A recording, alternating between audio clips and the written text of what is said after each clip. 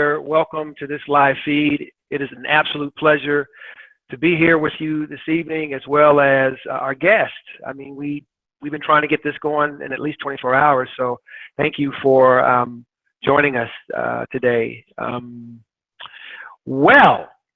So there's been a lot going on in the last couple of weeks. There's been a lot of posts with our guest, and we're just grateful to have her here. And I want to tell you, well, I'm going to have her tell you about who she is, but I want to tell you her name is Ayla, and I'm sure many of you have read, or at least you've seen her posts.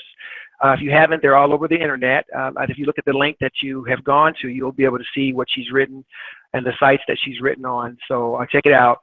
But I'm going to let her introduce herself and to kind of get us started, and I'm going to ask a couple of questions, and we'll kind of roll back and forth. And if you have any questions along the way, please go ahead and post them, and we'll kind of get to them as we go along.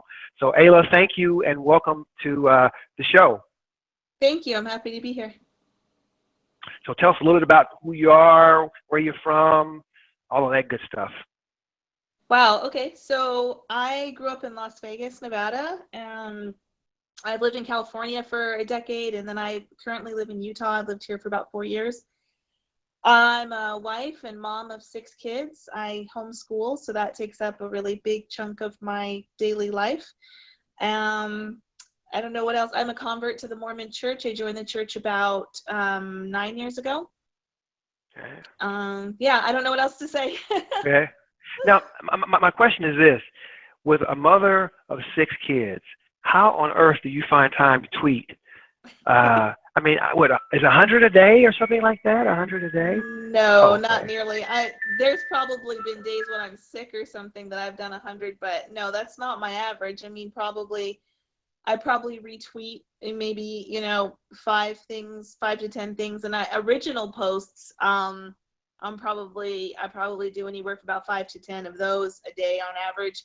But no, I do tweet a lot, and mostly it's because right now, well, as a mother, you have these, like, your life is kind of strange. You're really busy, and then you have these long periods of not doing anything. So right now, my long period is nursing my baby. I have a 3-month-old, and so he's nursing a lot. And so, I'll be up and I'll be, making breakfast, cleaning up the kitchen. Maybe halfway through cleaning the kitchen, he wants to eat. I sit down in the rocking chair, and maybe he's nursing for like a half an hour. So during that half hour, I can sit and put some tweets together. And usually what I do is I use I think it's called Crowdfire, and they post your tweets for you like at the best time.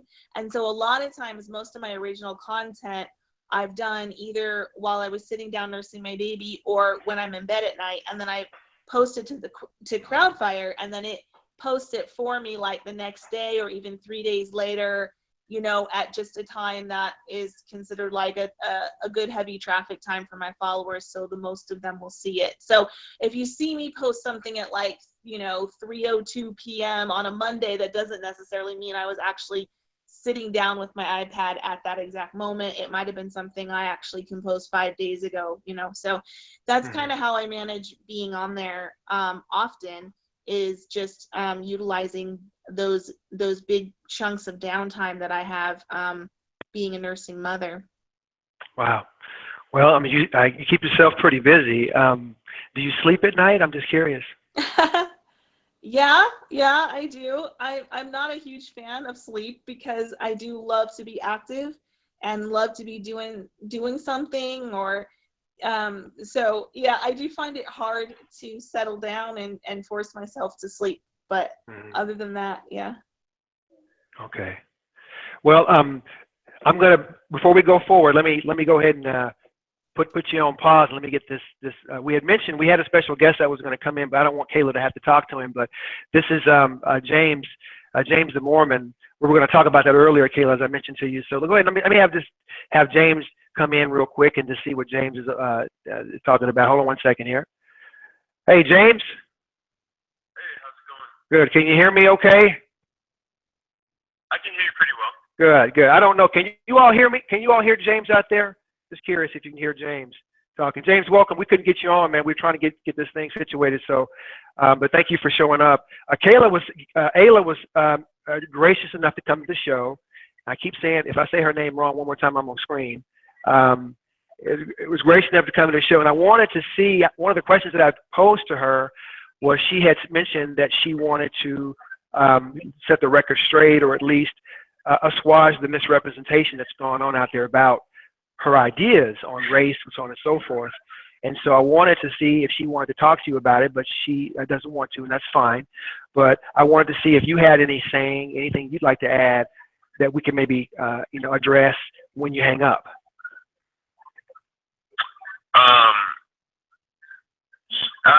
I don't know in particular. Did you have any questions for me? Well, I'm just curious about your thoughts on the way in which Ayla has sort of criticized your work, and sort of I guess said things about your work that may not be exactly true. And so I wanted to see what you say, what your thoughts are about it. So maybe you can share that with us. Yeah, sure. Well, I think the best answer to that is I had no intention in my whole life to make music. It was not a career path I wanted. I had completely other dreams and goals and aspirations. I always had a hobby for music and rapping and stuff like that. But about a year and a half ago, I woke up with, honestly, the extremely strong depression. And for me, that impression came directly from Heavenly Father, and what he was telling me was, James, I didn't give you this talent and all these resources to just play around and have a hobby. I need you to share my gospel.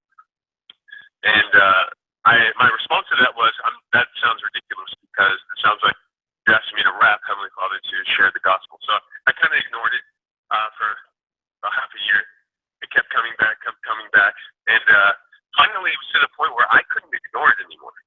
And so I sat down one day, and I was like, "Hey, Heavenly Father, if you want me to do this, you got to direct me." And my testimony completely starts with the restoration, and that was the most important. That is the most important thing to me in my testimony, because that's kind of the base, my testimony of that experience. And so I decided, you know what? If Heavenly Father wants me to rap the gospel, I'm going to start off with that. And one Sunday, I fasted and I prayed, and I put on this beat that I had, and I said, "Okay, Heavenly Father, you tell me what to say." And what came out was the very first song that I ever released originally, which is called Restoration. And the first verse is how I tell the story of Joseph Smith in the first vision, without saying Joseph Smith or God or Christ. I wanted to do it in a way that a non-member could still enjoy a song and still feel the Spirit. The second is my testimony of that experience. And I released Restoration. Now, we put a video together, and we got a huge response from the LDS community, obviously, because it's a song about the restoration. And I was like, that's cool.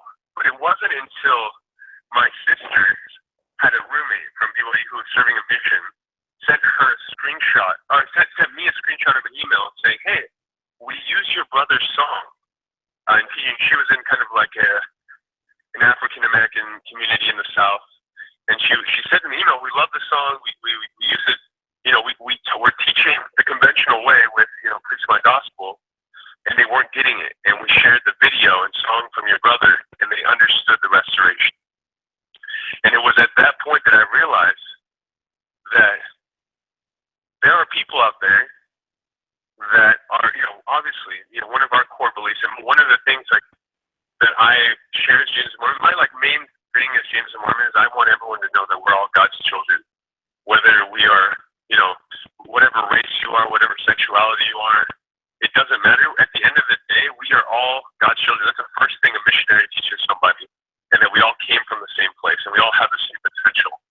And I think there's a lot of different people on this earth, and there's a lot of different ways that people can understand and appreciate and interpret and understand the core message of the Church of Jesus Christ of Latter-day Saints, which is that God's church is back on the earth. Christ's church has been restored. And I think that's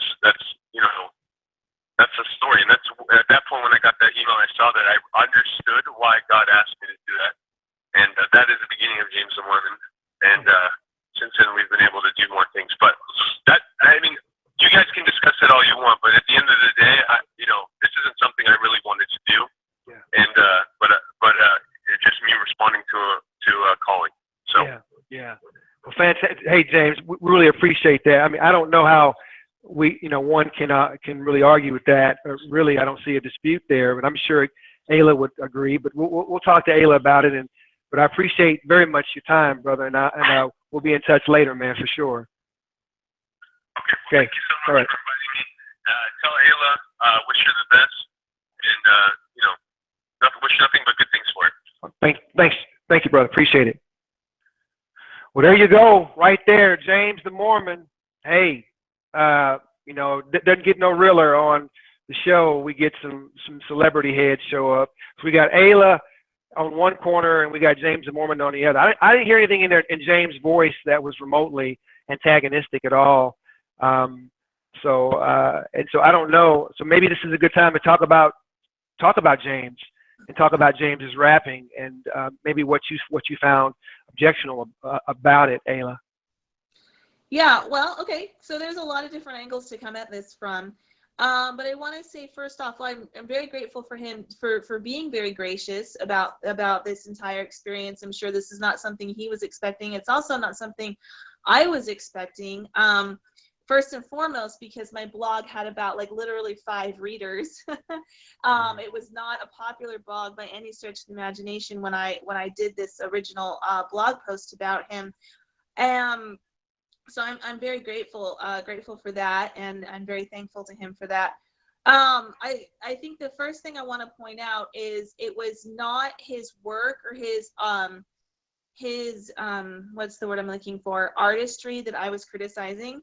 What I was criticizing were aspects of the visuals in his videos and things that he had posted on Twitter that I, as a mom, felt were counter to some of the things that we're taught in the church. And so let me back it up a little bit and just give a little history here about how I came to write about him. I had heard about him probably about a year ago, but not being a fan of rap music, even if it's Christian or not, I didn't listen to anything that he had put out, but I knew of him. And then there was an upcoming local event for the youth where he was going to be performing. And so at this point, he had gone from somebody who was Mormon, who was rapping, to somebody who was being endorsed by the church. They were having him at a church youth function. So at this point, I said, okay, as a mom, I need to look into this. This isn't something I can say, oh, I don't like rap music, so I just don't listen to him. Because now, if the church is having him at church functions and endorsing him on that level, then I need to make sure that I know what's going on with him and where he's coming from, again, because I'm a mom. So I looked into, so the first thing I did was I watched one of his videos. And I was quite surprised because there was a lot of immodesty in his videos, in the dress that people were wearing. And I understand that it was a cultural dance and performance. And I completely understand that. But let me tell you just really quick, as a side note, the reason I was concerned is because there's a double standard. Now, if we have a Samoan cultural ritual where they're doing Samoan dancing or Hawaiian dancing or things like this, which we often have in church cultural centers, or like he had in his video, they're dressed immodestly. They're not dressed to church standards. And if we were to have, let's say, if somebody was going to dress up for Swiss Heritage Days, so where I live, it was settled by people from Switzerland, and we have a Heritage Days festival every year. If I was to go to that festival as an LDS person, or anyone as an LDS person, and I was to wear a dirndl dress, which is a traditional Swiss dress, and I had it cut very low to show my cleavage, which is traditional for that dress, for the Swiss dress, that would be violating the church standards. And more so, it would be violating the covenants I made in the temple to keep that part of my body covered with my garments. So and in all fairness, I didn't articulate this on the blog because I didn't expect a large audience to read it. I expected the 5 people who already think like me to read it and to understand what I meant. So I'm articulating now that what I was concerned with was there was immodesty being shown, and yes, it's a cultural performance, but we don't apply that same logic to other cultures. It's like a few cultures, we allow them to be immodest in their cultural traditions, and other cultures we don't. So that there's an inconsistency there. And so then the second thing I did was I went on his Twitter feed because obviously being familiar with Twitter myself, I wanted to know as a mom, if my child went to this performance and liked James the Mormon and respected and idolized him the way young children do musical performers, and came home and got on social media, Facebook, Twitter, something like this, and started following James the Mormon, what is going to show up in their news feed? And to his credit, of course, his Twitter feed, you know, particularly for a rapper, is very benign. But as a Mormon, I did see a few inconsistencies. And so that's what I was pointing out in my blog. I just took a few screenshots and said, here's where I have some issues with what he's talking about on his Twitter, and where I felt other moms who were of the same mindset as me would have issues. So for example, several of his posts were about lowering modesty standards for women in the church, and not like if for example, if a well-known LDS woman goes to an event or performance or so forth and is not wearing sleeves and is very obviously not wearing her garments, should that be criticized or talked about? And he was posting articles and advocating a viewpoint that we should be more lax on that. And considering that the LDS dress is not based on cultural standards, but is actually based on the covenants we make in the temple to keep those parts of our bodies covered, I felt that, you know, for example, one example is a really huge issue. So those were the sorts of things I was talking about on the blog, just as a mom. And again, I wrote it mostly to organize my own thoughts on the matter, to see, okay, where does my family stand on this? If my children come to ask me about this person and these performances and these videos, but also for the handful of Mormon moms, again, like I said, maybe 5 of them total, that read my blog and might have had the same concerns as me. I just wanted to be able to say, here's my concerns. And I said, I believe twice, at least twice, if not 3 times in the blog post itself, that I believed James to be very sincere in his faith. I didn't think that he was mocking his faith. I didn't think that he was a bad member of the church. I didn't think that he was trying to lure people away from the church or lure people into bad behavior, but that I thought he was misguided on a few things that for me as a mom were concerning. So. Okay.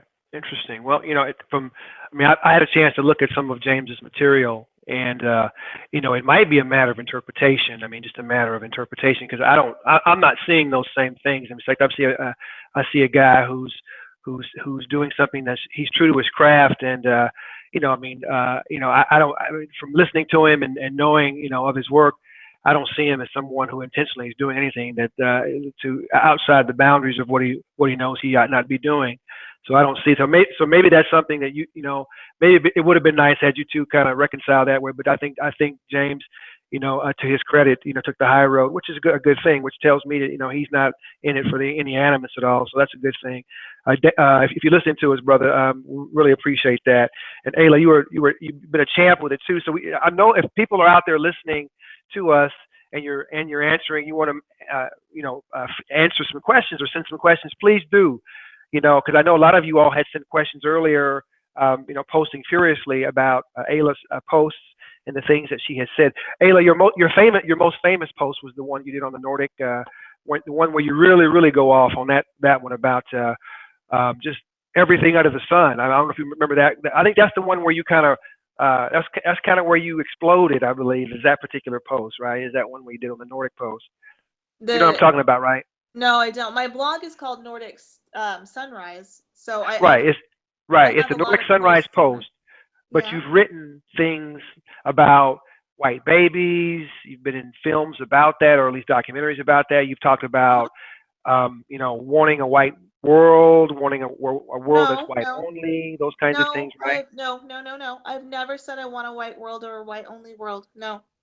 No, I've Well, never tell us seen what you that. meant by. Well, tell us kind of what you were thinking when you were talking about a world in which white people were kind of, had their own babies and those kind of things. Explain Well, that to yeah, us, please. yeah, of course.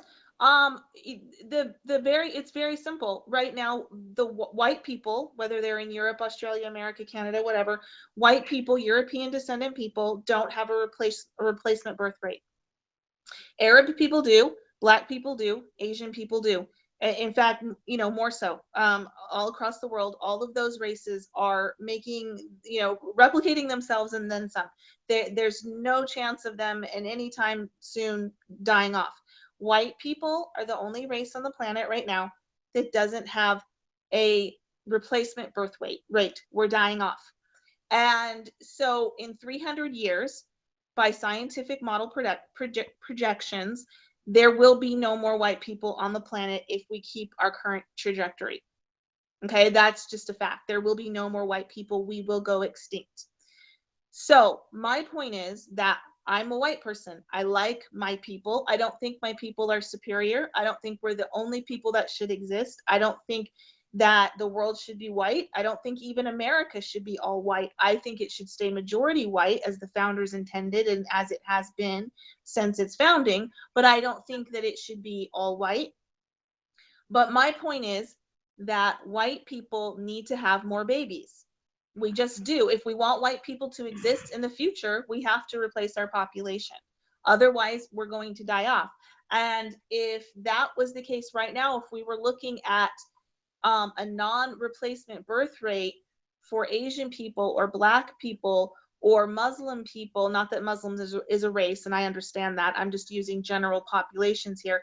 If we had that issue going on in any other population, so let's say Black people worldwide, let's say both in Africa and in America, Canada, England, everywhere they were, if Black people worldwide did not have a replacement birth rate and had not had one for several decades and were slated for complete extinction in 300 years, and a Black woman got up and said, hey, come on, we need to be having more Black babies because otherwise we're going to go extinct, she would be applauded. She would be celebrated. The Prime Minister of Turkey came out right after I made my white baby comment on Twitter and said, Turkish people, you need to be having 5, 6, 7 babies. We need to build up our population. And he was heralded.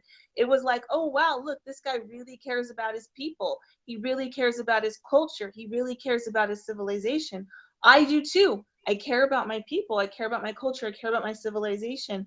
So what I did was I tweeted Steve King, who is a government official, had made a comment that you can't restore your population with someone else's babies or restore your civilization with somebody else's babies, which is true. We understand that for every other civilization. If suddenly in China, a lot of Jewish people moved in or Black people moved in or white people moved in and the Chinese were dying off and that population of another race was taking over, we would understand that that Chinese culture was dying. The Chinese people were dying out. Another race was taking over. We would understand that. We would understand their wanting to rebuild their civilization with their people. So that's how I understood Steve King's comment.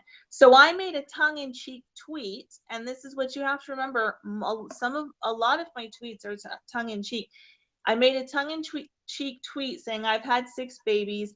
Match or beat me. I'm issuing a white baby challenge after Steve King's comment.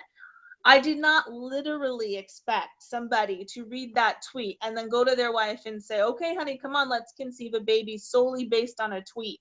It was not literal to be taken literally like that, but it was a tongue-in-cheek way to bring attention to the fact that white people worldwide do not have a replacement birth rate. And that, again, as I said, we're slated for extinction in 300 years. So Yeah, that's what that was about. Right. I would agree with you. But I think you're probably right. In terms of the context in which you said it, in terms of the things that you've written in the past, I guess that comment, along with other comments, made people assume, I guess, that you were assuming that that whites only country is kind of where we go. I mean, even though you don't come out and say it, you intimate it. You don't necessarily say it. You intimate it. People say I intimate it all the time. I don't. I say what I mean. And what I mean is what I mean. Do I want America to remain a white majority? Yes, I do. And I'm straight up and honest about that. I want. Well, Do I think that Europe should remain white majority? Of course, that's the native homeland of European people. Of course it should. The same as Japan should stay Japanese, and China should stay Chinese, and Africa should stay African, and etc. but you know, what you're saying is you're talking about immigration policies. It's not good for Japan to stay homogenous. That's not good, because Why Japan not? is not. They're not reproducing just like Europeans. It's not anybody's fault. It's Europeans' fault for not reproducing and for having immigration policies that are antithetical to that very process. Exactly, So it is. they're not having babies.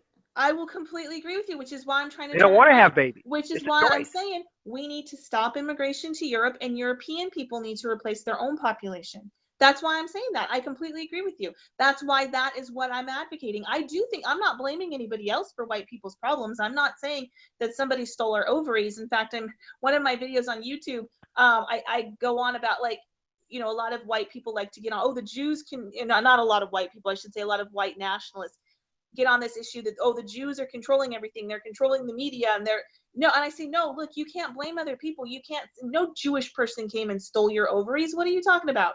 You're choosing not to have children. So I completely lay the responsibility at the feet of white people for not having a replacement birth rate.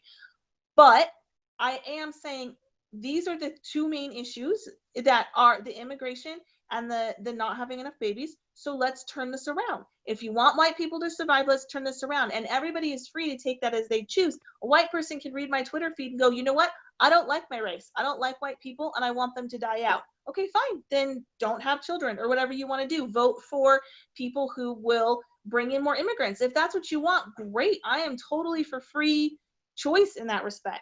I'm just tweeting for people who want to hear my message, where I'm saying, hey, look, if you want to turn it around, this is how we turn it around. Okay. First question. I got it. This came to me. This guy is asking, if we're not supposed to take the white baby challenge literally, then why is she so hell-bent on preserving the white race? That's the first question that was I said fielded. I wasn't supposed to be literally, in that I didn't expect someone to conceive a child based on a tweet, because obviously that is an ill-conceived reason to procreate. I mean, honestly, to bring a human life into the world that you are now responsible for 20 years minimum, based on a tweet. That's what I'm saying. I am saying that I do want to preserve the white race. Yes, and white people need to have babies. Okay. And if I was a black woman saying that, again, if I was black, if I was Chinese, nobody would have a problem with it. Just same as they did not have a problem with the Prime Minister of Turkey saying that. Okay, so you're saying because you're white and you said that people are having a problem with it because they're assuming that you're some kind of a white supremacist or something of that nature, right? Exactly. Okay. So, but so why? So I would ask people why, because I've never ever treated that white people are superior in any way, and I have never ever said that black people or Asians are inferior in any way. In fact, I have multiple times pointed out that Asians and Jews have higher IQs than whites, that black people are better athletes on average, that they're better singers on average, etc. I have pointed out, you know, I credit where credit is due. I'm just saying what's truthful. So that's where I want to challenge the audience that's listening. Why would they assume that about me? Why would they assume because I want to preserve my race that suddenly means I think my race is superior? We don't think the Prime Minister of Turkey thinks that Turkish people are superior because he challenged his people to have more babies. So why do we only think that for white people? Why do we only assume white people are white supremacists if they say that? If I say I like white people, I like white culture, I want to preserve my race, why does that make me a supremacist automatically?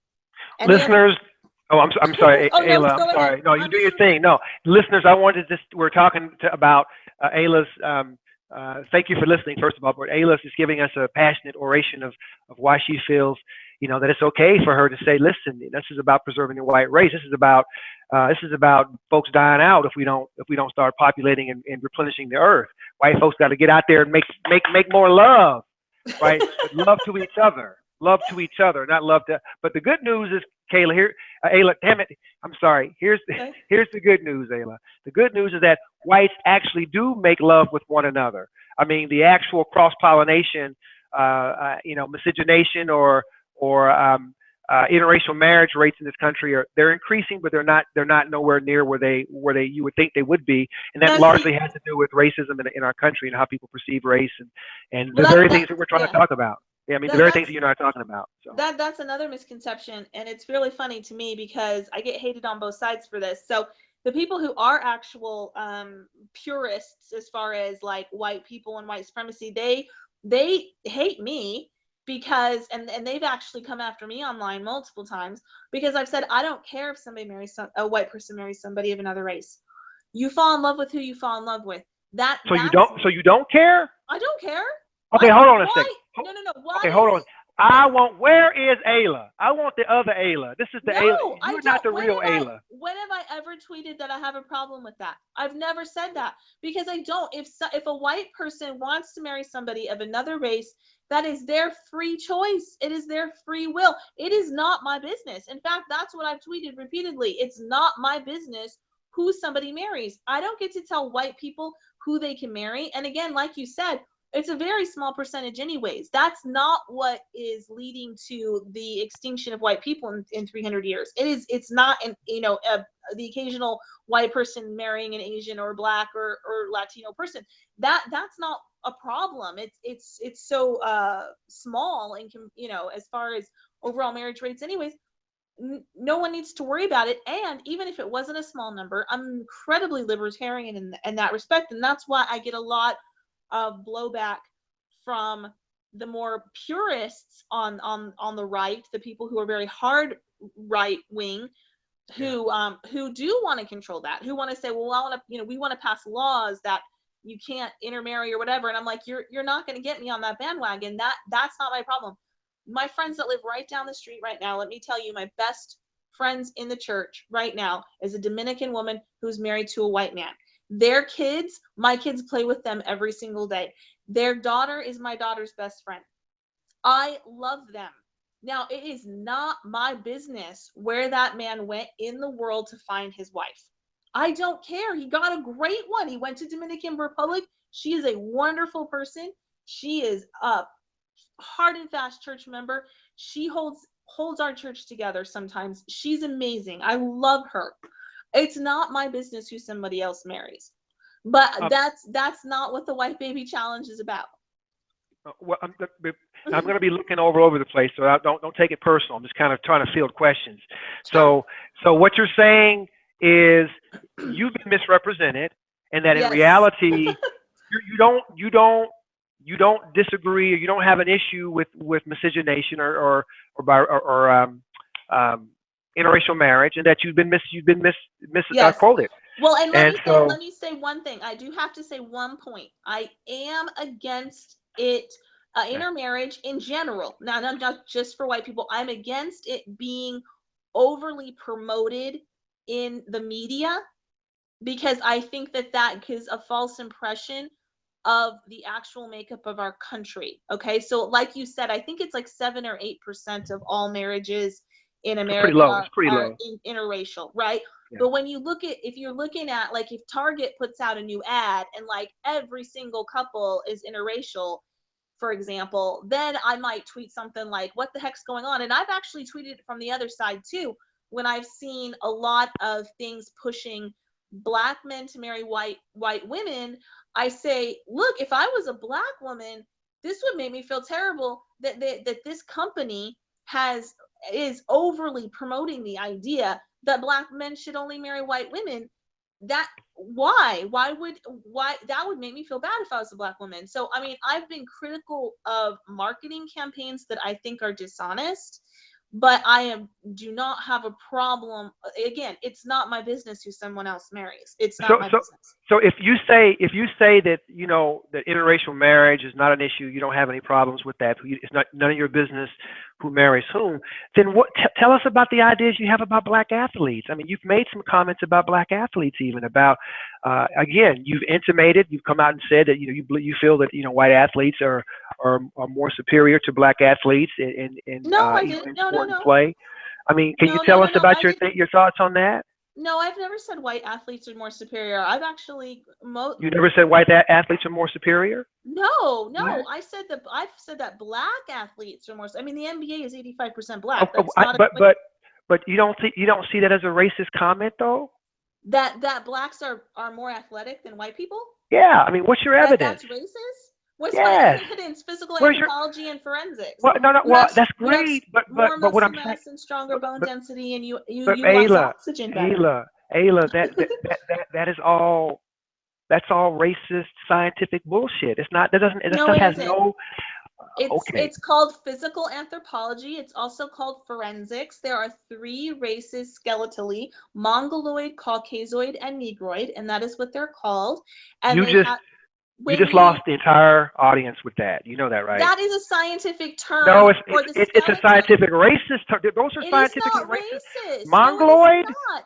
Who calls That people mongoloid? Who calls people? osteologists, Ca- osteologists are in the you a Caucasian? anthropology, Are you a Caucasoid. Caucasian? Yes, I'm Caucasian. Okay, you just lost everybody. Everybody, you just lost them Okay, all with that. okay, You really fine. did. I'm serious. That is the scientific term that is in physical anthropology books and osteology books. That is an Okay. osteology term. I learned it in college 10 years ago. Not 50 years ago, not 60 years ago, 10 years ago. When they find a body in the woods, let's say, and it is a skeleton, and the crime has been committed a long time ago. We all watch CSI. We know they can take it to a forensic scientist. They can look at that skeleton and they can tell you this is a Caucasian female between the ages of 25 and 35, or this is an Asian female between the ages of 40 and 50. They can tell that from the bones because there are 3 general racial types when it comes to bone structure, and that is a scientific, you can measure that scientifically. I, in college, took instruments and measured skulls. I measured the Okay. nasal Let, let, width uh, of the skull Ayla, bones. hold on a second. Before you go on, listeners out there, I know you're like going nuts listening to her say this. I know you are, but I'm not going to challenge her. I'm not going to do that. That's not what I'm here to do. I'm here to let her speak her piece. So Okay, this is hold on. okay. Let me just say this. I 110% fundamentally disagree with your assessment. That assessment that you're saying, It's it's not my absolutely. assessment. You can Google Well, it. your Google it right profession is now. racist. Then your profession is racist. Anthropologists, Anthropology is hella racist. osteology is If racist. they're still teaching students that Okay, in undergraduate degree, I so have a huge problem with that. so if they find a body, like I said, that is down to bones, say a woman was murdered 5 years ago, she was dumped in the woods, they find her body, they take it to a forensic scientist, they do the facial reconstruction, they do, to get her picture out there and say, this is what we think she looked They like. use dental records. They use Yes. They use And how other do you know? identifying And markers. dental records is part of it. Do you know what a Carabellus Uh-huh. cusp is? I never heard of that actually. Okay, Europeans have slightly different teeth than other people. Your molars, as a black man, your molars are divided into 4 major quadrants. I'm a European. I have a 5th bud on my molars. I have 4 quadrants and then a 5th bud. Now, this is basic bone structure. There are some basic differences. They're not huge. These are not huge differences. I'm not saying we're subspecies or anything like this. I'm not making that accusation. There are basic differences that they can take a skeleton and you take it to the forensic scientist, like I said, like on CSI or Bones or any of these shows that we watch, and they can tell whether that person was Asian, black, white, or mixed race. Now, sometimes it's difficult. Sometimes maybe those markers on the bones have been too eroded away by time, and they say we can't quite tell. The Kennewick man is a very famous example of bones that were found in North America of an indigenous man who looks like maybe he was Caucasian, but that doesn't make sense because there weren't Caucasians then. And so, there's definitely times where they can't exactly tell, but in general, there are 3 different skeletal types for the races, and that's how they can tell whether body Was it Caucasian? You know, and again, the pubic bones are different in men and women. So they can say, this was a Caucasian female. This was a black male. This was an Asian female. They can tell that from skeletons, and that's how they assess that for the purposes of forensic science. This is not my opinion. This is a scientific field. Okay. Let me go to a couple of questions. I got a couple of questions for you. One is, she is saying that garments are covenants, not cultural, or covenants, not cultural. Does she not know that the garments have changed to be more in line with cultural, with cultural culture, different cultures?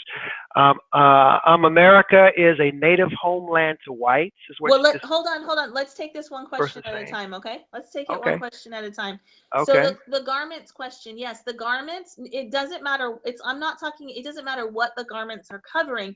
The garments growing longer or growing shorter is a process given to us through revelation through our church leaders. So if the church leaders pray and God says we can go ahead and make the garments longer or shorter, then that's up to them. My point is that we currently have a standard for our garments that come just, you know, they cover the top of the shoulders and they cover us down to, you know, a few inches above our knee.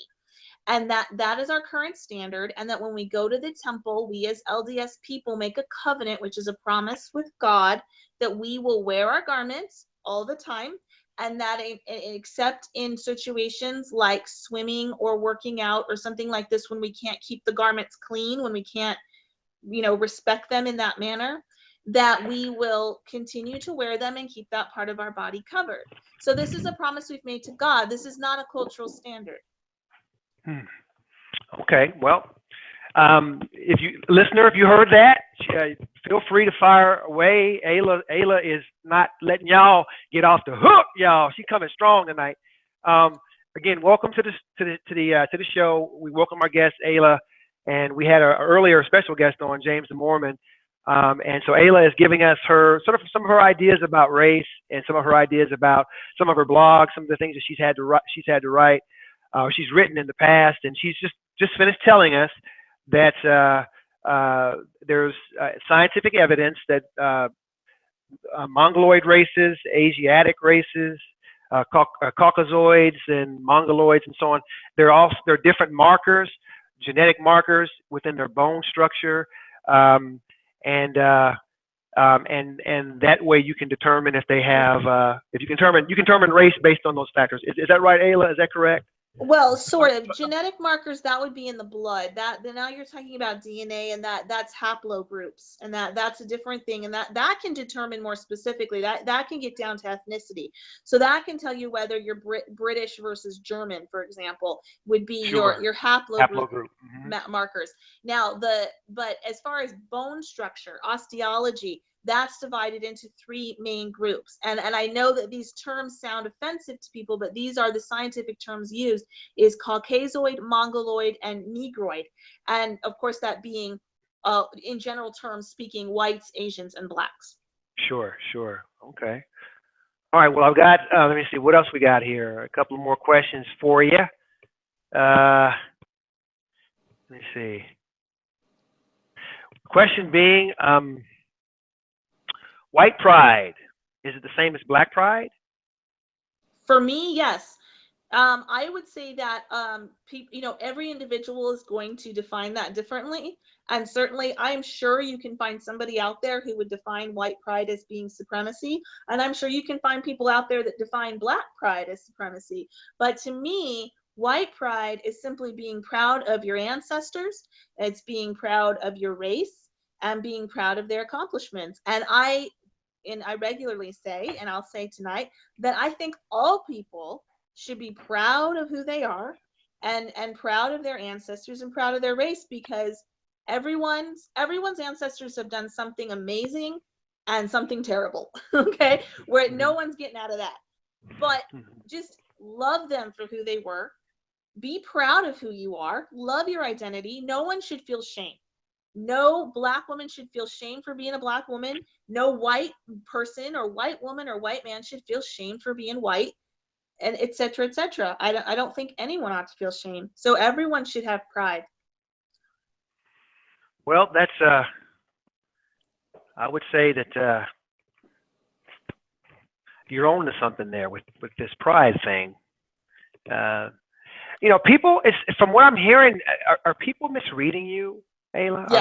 Are people taking you Yes. differently, and Yes, because as you said, they're intimating what I'm talking about. They're assuming based on maybe fears they have or just misconceptions they have, that if I want white people to have babies, then that means I hate black people. No, it doesn't. Not at all.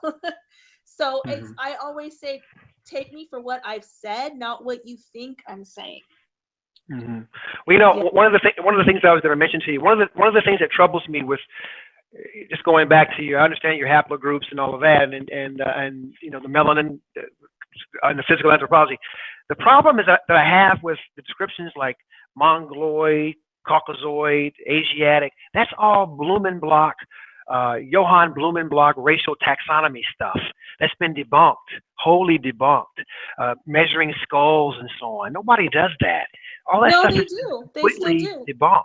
They're I they're mean, doing it right. They're doing it right now in forensic science labs. Like I said, if they get a skull, they're gonna measure certain features of that skull, okay. or if they get other parts of the bone, they're gonna measure certain features to determine what race that was, so they can help identify whose body they found. It's you can Google it all you want. Now there are certainly things, like for example, biologists used to think that maybe human races were subspecies or something like this. That's been debunked. Although the meaning of subspecies, even within the discipline of biology, is kind of murky. Like, what does that mean exactly? But obviously, we know that you can take two people that look completely different. So you can take a pygmy or an aboriginal person and then take like the whitest, most Nordic looking person ever, and they can have a child, and that child is fertile. So that means, of course, we're the same species and all of that. So I'm not saying anything like that. And certainly there were theories back in the day, 100 years ago or whatever, that maybe we were different species groups or something like that. And obviously that's not true. Like I said, we can all interbreed. So we're not that. But there are distinct differences in our skeletal structures in those three main groups that make it so that we can determine through forensic science, through osteology, whose body this is when we find skeletons in the woods or anywhere else, or even just on an anthropological dig when they pull skeletons out of the ground. Who were these people? Where did they come from? What was their migratory pattern? That sort of And thing. do you think that those differences that you indicated earlier make us better or worse? Because you had like again in respect to athletics, or even in respect to Yeah. entertainment in general, being better singers, being better performers than whites. Do you think those things have anything to do with race whatsoever, or because of someone's black or someone's native or whatever? No, there's no universals for anything, but I think you can speak in general terms. And if we're allowed to speak in general terms, which most people don't like to speak in general terms, yes, there are some differences. So again, the NBA is at 85% black. That's not a coincidence. That doesn't mean there isn't occasional Larry Bird, right? There are definitely terrific white athletes, terrific Asian athletes, and Tiger Woods, he's a tremendous athlete. He's mixed race. So there's always different people. No one's excluded from anything based on their race. I'm not going to tell anyone of any race you can't play in the NBA. Certainly not. But can we say, in general, do African people or African descendant people, African Americans, blacks, whatever you want to say, do they do better at basketball, football, etc.? Yes, they do. And Is that because of science? Is it because they have big? You said greater bone. You mentioned greater bone density. Is that one of the reasons why they excel? Stronger bone density, increased muscle mass, and better capacity to utilize oxygen. So you can take in oxygen faster. On average. Now, again, that doesn't mean that every black person is exactly the same and there aren't outliers. There isn't somebody who's, obviously there's black scientists and whatever who are who are thin and wouldn't do well in sports. But I'm saying in general, yes, the greater bone density, greater stronger muscle mass, and an increased utilization of oxygen. So people, Heavenly Father had a wonderful plan. He put us in these homelands, and they were all different. Africa is very different from Sweden, right? So Africans needed to have a couple of different abilities, needed to be able to tolerate a lot of sun, therefore the skin difference, right? People up in Sweden, they needed to have paler skin so they could absorb more vitamin D when the sun was available, because they didn't have as much sun. In Africa, you've got lions and you've got huge grassy plains. So running became a very important thing, or evolution. But again, I'm saying that there's differences in the geographical locations of where Heavenly Father placed us on the earth, and He gave us each special abilities. Ayla, I appreciate that, but I'm just having struggle. I'm just struggling with that. If listeners, if you're out there, you're hearing us, man. What? I mean, the reason why I'm struggling with this is because I know how race was constructed. I know that race is a sociological construction. Race is something that's created by people. We create definitions around. Why is your skin a different color? Because I have more melanin. Because I have more melanin first and foremost, and my ancestors came out of a specific region. In your ancestors, it's the Great Migration. You feel me? So, but that has nothing. My melanin has nothing to do with my athletic ability, my ability to sing, my propensity toward crime, or any of those types. Why would your body, or even bone density, for that matter? Why can the skin be different, but your bone, because of your ancestors' environment, but your bone density isn't? Why? Is there something unique about skin that only skin can be different? Only skin can adapt to the environment, but your bone density or your muscle mass or your ability to utilize oxygen, those things can't adapt to your environment. And why?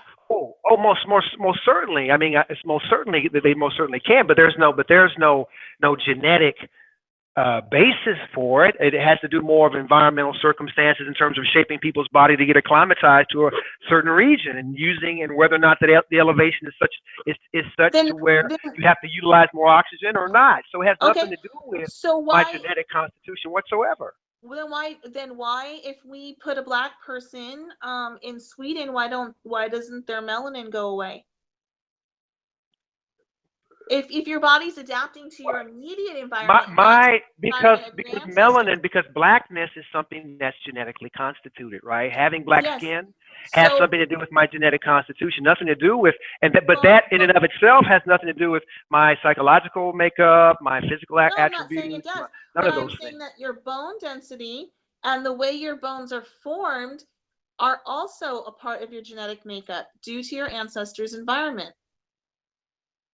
And that's not, like I said, you can Google this. This is not debunked. This is science that is being used currently right now. There are people right now who are turning out the lights in their office to go home, who are forensic anthropologists who used exactly or forensic scientists, or physical anthropologists or osteologists who right now today in their lab, in their office, used these indicators I was just talking about in their profession to identify murder victims whose bodies have been found after decomposition. Listeners, if you're out there, welcome to the show. I'm talking with Ayla. Ayla has made a name for herself as of late, writing blogs and talking about race and inflaming the passions of readers.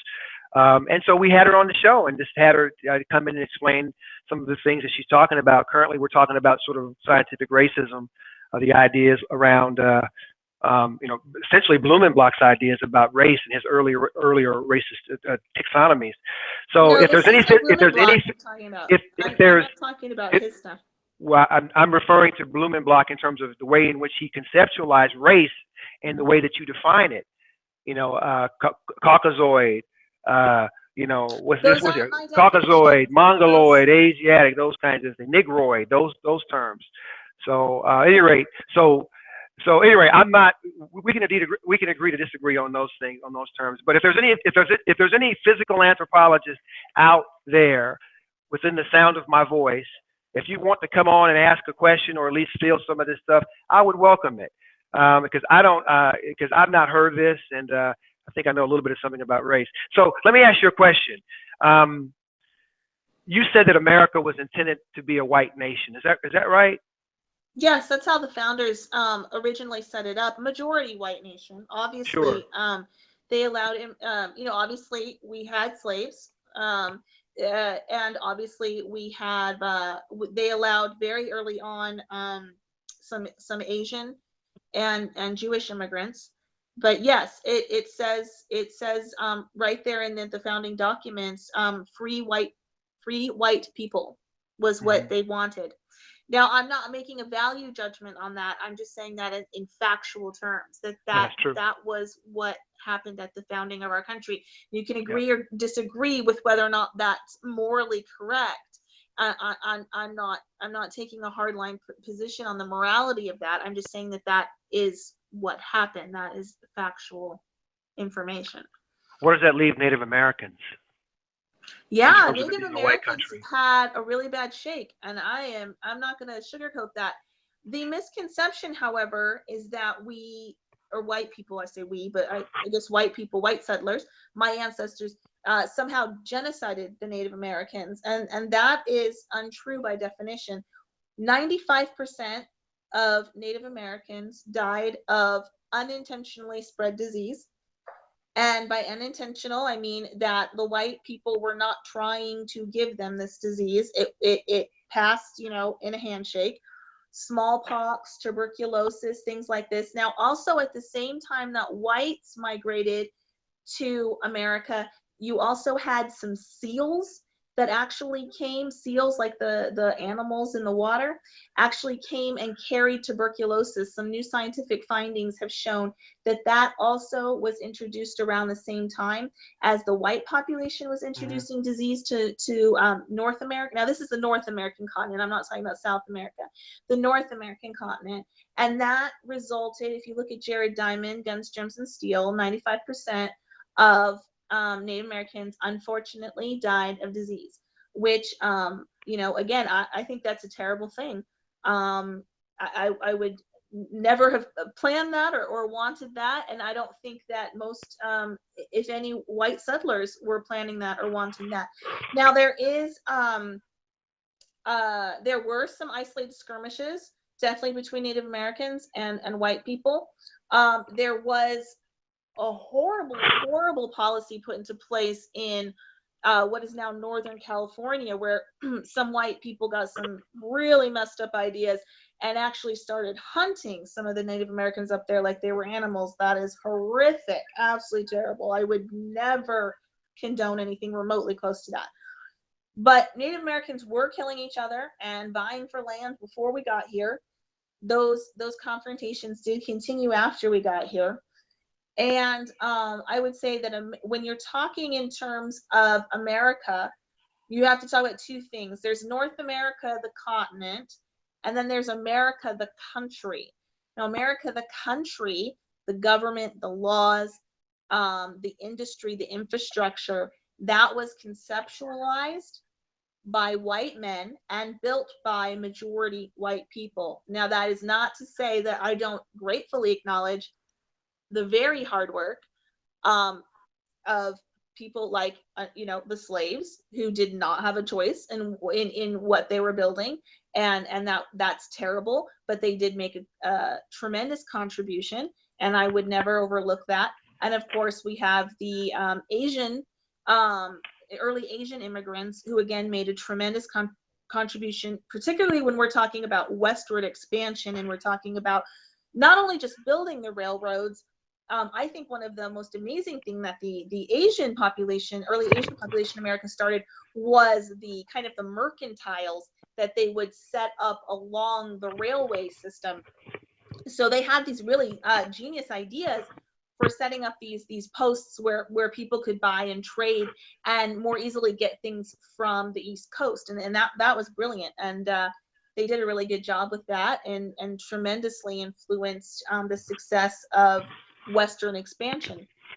So I don't want to belittle either of those groups, like I said. But when we're talking about America as a country and as an infrastructure, it still was 90% white until the 1960s and 70s, and it was built and conceived and planned by a majority white population. Do you want it to stay white? Do you want it to remain white? Yeah. Would you like for it to, you'd like to see black folks be shipped back to Nope. back to Africa? No, not at all. No, I'm just saying majority. I would like it to stay majority white. I would like my ancestors' hard work in what they built for their posterity, which is in the Constitution for themselves and their posterity. I would like that to be honored and respected. The same as I think that Tibet is for the Tibetans. They built it, they conceptualized it, they created it for their posterity, and I don't think China has any business running in there and messing things up for them. So I believe in sovereignty for nations and for people. But no, that doesn't mean that I'm not for shipping out anybody. If you're here legally, I don't have a problem with anybody that's here legally. Now, I'm against illegal immigration, and I think illegal immigrants need to go home and come back the legal way. Yes, but I'm not going to ship anybody anywhere. I'm going to ask you another question. This is another question's come, and just feel this way. This said, if God put us places and we should have just stayed there in the first place, does that still believe that? I mean, does she still believe white people coming to America were inspired by God if they were destroyed by the Native American civilization? That seems hypocritical. That's what this guy's saying. No. See, well, you have to think about it. Now, I'm also Mormon. So if we're talking about my personal beliefs, which I'm not claiming are fact, because we're getting into theology now. But if we're talking about my personal beliefs, in the Book of Mormon, it says that God held this land aside for the building of America. That's what he had in mind. He set this land aside. He only told a handful of people about it. Only let a couple of people hear. In the early days of the Book of Mormon, and of course, the Nephites and Lamanites kind of didn't do really what they were supposed to do, and they were interfighting, and one was not being righteous and one would be righteous, and then they kind of switch, and one would be righteous and the other would be unrighteous, and they did not honor this land of promise really that God had given them, and they in any ways, but that God then came, set aside this place and said, this is the land for the people I've chosen to be here, and as long as they live righteously upon it, then it will be a choice land and a blessed land. And so theologically, yes, that's what I believe for sure. Well, I don't know if listeners, if you're out there, you have any questions for Ayla. Ayla's knocking down. She's slaying. She's knocking them down out of the park. Ayla, why are we even talking? I just don't understand why we're even talking. And it sounds like you have, you pretty much, I don't know what people are upset about. I mean, I've read your stuff. Some of it was, was inflammatory, but when you sit down and talk to you, it doesn't come across that way at all. I mean, I do have some issues with the scientific racism stuff, and there's also some other things too. But generally, I mean, listeners, you got all upset about nothing. What's going on over there? You guys are blowing up my stuff, and this young lady's not saying anything that I don't hear anything that, Well, can I talk to me? Let me defend the people that hate me for a second, which might be an odd thing to do. But here's the problem, and the problem is the platform, and it's because it's Twitter, and it's that I'm predominantly on Twitter. I mean, obviously I have a little bit of a blog, and I'm over on Gab and a couple other little social media places, but mostly, I have 23,000 or whatever followers on Twitter. So that's where people are hearing me.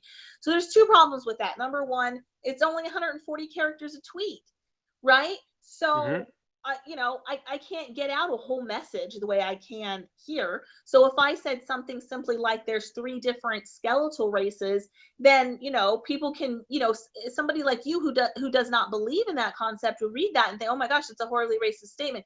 But if you sat down and had a conversation with me about it, like, this is where I'm coming from, this is what I learned, you might not agree with me, but you're like, oh, okay, she doesn't mean it in a racist way. But in 140 characters, that can't come across. So I could say something against, bringing refugees to America, or I could say something against, illegal immigration or something that in only 140 characters, you're not going to understand what I mean. And the other thing is over time. So people who follow me for a long time on Twitter, they're some of my most ardent supporters, because they say, well, I know you're not a racist because, back in December, you got in an argument with, this other white nationalist about white people marrying Asians or something, for example, and they were calling you a sellout and a cuck and all these, other things because you didn't care if a white person marries an Asian person. They'll say, so I know you're not a racist, but that's only because they've been on my Twitter and they've been reading my tweets consistently. But if you come on my Twitter, like if you find out about me because of the Salt Lake Tribune, which was not an accurate article, or New York Post, which was also not and you say, let me check out this racist that they're talking about in the newspaper, and you hop over my Twitter and you just read, like, maybe that day I was really into talking about illegal aliens. So I'm tweeting about, oh, I don't agree with the immigration policy or whatever I'm tweeting about. Then you just look at that, and if somebody is pro open borders, they're going to look at that and be like, oh my gosh, she's a racist or whatever, because they don't have the historical context of my tweets. And then finally, and probably the most important, is that our personalities can't come through in our tweets, just as they can't come through in text. It's just the written form. So if I'm making a tongue-in-cheek comment, if I'm kind of joking about something, if I'm saying something a little bit like, or I'm exaggerating for comedic effect, if I say something like, well, there was a gazillion of these, whatever it is, then my attitude of how I'm saying that isn't coming across. And we can use emojis, but they only go so far, right? So if I'm making a joke or an over exaggeration for comedic effect, somebody just coming on my Twitter doesn't understand that either.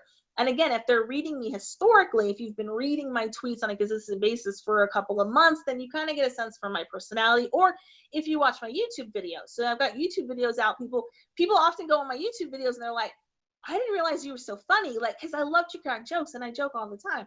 And so if you don't know that about me, if you don't know I'm very tongue-in-cheek and I'm very much like to just mess around sometimes like that, and you go on my Twitter, you're like, oh my goodness, maybe, does she actually think, blah, blah, blah. And then if you know my personality, you're like, oh no, of course, that was obviously a joke. So I think that those are the main areas that people get hung up on. And they're just like really quick to make judgments. And I sympathize with that. And I'm not judging them for making quick judgments, if I could say it that way, because I do that too. I think we all do that. I think we all, like, we read something or we hear something and we're like, oh my gosh. And we kind of like are in this mindset. We got to form like this immediate opinion. Like, are we for this or are we against this? And we're just raised in this time where information is so instantaneous that way. It's like we have to know what we think about something right now. We don't sit back and think about things in a bigger and broader sense. And I don't do it either. I'm bad about that. Sometimes I'll be like in the middle of writing a tweet and I'm like, wait a minute, is this an emotional response? Like, have I actually thought this through? And I'll go and delete it and go, wait a minute, that was all emotion. Like, I didn't think that through. The thing is, I think you just rubbed a lot of people wrong. I mean, the wrong way. I think people have read your stuff, and you come across as someone who is, just sort of saying things out of context without any kind of historical relevancy or accuracy at all. I mean, I said what people are seeing, that they're not hearing the entire narrative that we're hearing tonight. So maybe that might be why as well. And also, you mentioned platform. Most of the platforms that you've been on, that I've seen at least, are people who are sympathetic to your cause. Generally those who are conservative or more libertarian bent. Generally, the shows that you tend to be on. So, that's kind of the audience that you go on. So, Yes, so, no, in respects to this though, Ayla, in respects to this, so you believe that America, now, I believe that America was founded for white people. I absolutely believe that. I have no problem with that, because it was founded for white people. I think the definition of America has expanded as a result of slavery and genocide and some of the other construction, some of the other dastardly things that your people did to mine and Native Americans. But I do believe that that the way that America has evolved from the time that the settlers came here and stole this country to where we are today has a lot to do with white power and privilege. Having the power and the privilege to say yes, or while you're standing on someone's neck, and while you're saying yes, by the way, if you work a little harder, you can be like me too. When that's never really been what America has really been about. It's really not been that way for people of color at all, and it hasn't really been that way for women either. So women are still oppressed, whether or not you may or not believe that, but women are definitely oppressed, as well as people of color. So my students who are out there listening to this, I have a lot of students that are probably out there listening to this show. Hear you say things like, racism. You're talking about racism as it's an essence. It's an essentialized biological reality. It makes them cringe, because the Human Genome Project, less than 20 years ago, completely unraveled the human genome and saw no differences in form and function within the human condition. Yet you stand here on this show and say, nope, there's real physical differences. Those differences weren't ascertained in the human DNA genome project that went on. So that's where I have an issue. And also, when I've read some of your stuff, and even though you say I'm not racist, right? And what I take that to mean, and I'll say this and I'll let you talk. I take I'm not racist to mean that you don't go out and commit individual acts of meanness and aggression against one race or another. You don't call people the N-word. You don't call people out of their name. You're not overtly mean to people. Because most whites, when they talk about race, that's what they talk about. That's what they mean when they talk about race. Hey, Miguel. Miguel's my partner I usually have on with Rational Faith, so he's joining us with this as well. So that's my issue with the way that you talk about race. You talk about it as if it's a biological essence, when I know in my own head, in my own research, it's not that way at all. It's something quite different. So, so we can agree we can certainly agree to disagree there. But that's where I'm coming from. So. Yeah. So, I was listening earlier. Sorry it took me so long to get on here. I'm not super tech savvy. So I've been working in orthopedic surgery for over 15 years, and which means I have broken bones in white people, black people, Pacifica people, old white women, young white women, old black men, young black men, Mexicans, Guatemalans, people from Canada, even a woman visiting from South Korea was over here. There's no freaking difference in the bones, man. There's no difference in the. Yeah, if you're fixing a broken leg, then no, you're not going to see. There's no significant difference there. I'm talking about in certain measurements in certain areas of the skeletal structure. There most certainly is, and you can talk to an osteologist about that. You can talk to a forensic scientist about that. That's how they determine what a body is when they find a body that has been decomposed and is only skeletal. That's how they know what general racial category belongs to. And like I said, it's not. But what do you mean? Sometimes. What do you mean by race? I'm talking about general racial group that is, and osteology, like I said, puts that into 3 different categories. Now, when we're talking about race, as far as like if you spit in a tube and you send it to ancestry.com and they tell you like where your ancestors are from, now that's a different thing. That's genetics. That's looking at haplogroups, which has to do with migration patterns and and there's DNA and mitochondrial DNA and all of that. That's a different thing, and we can get a little more specific with that. We can say, oh, this black person, their ancestors came from Congo or from Ghana, or this white person came from they came mostly from Western Europe or the Germanic areas or Russia or something like this. But I'm not talking about that. What I'm talking, and that's also a little fuzzy. There's some overlap there on border areas and border regions, but in general, that's what they do. That's DNA. I'm talking about, and that's what we usually think about when we think of race. We think of whether someone is specific, like German or British, or, you know, we tend to think a little bit more specifically. I'm talking about in very broad terms, there are subtle differences in the skeletal structure that indicate whether a person is Black, Asian, or white, as we would call them in modern terms. And those are the markers that forensic scientists use when determining what general race a person was. Now, they can say this person was a Caucasian female, but can they say that she's Armenian versus, you know, German versus Irish? No, not by bone structure, of course not. But they can say, in general, this is a Caucasian person. Now, whether she's from Kazakhstan, I mean, you know, Caucasian people range, you know, quite a span. Asian people range quite a span, you know, China or Vietnam or down into the Philippines. I mean, you know, definitely, you know, geographically, and Africa is a huge continent, and not all African people even outwardly look the same. In the Maasai, they tend to be very tall people, and then obviously, you know, in the other extreme, you've got pygmies, which are very short people. But both of those are African peoples. I'm just saying that in very broad terms, forensic science can determine those three general racial categories, as we would call them. But once again, my question is, what do you mean by race? Because to me, it seems to be something that's pretty ambiguous in listening to you and reading your writings right now. What do you mean by race?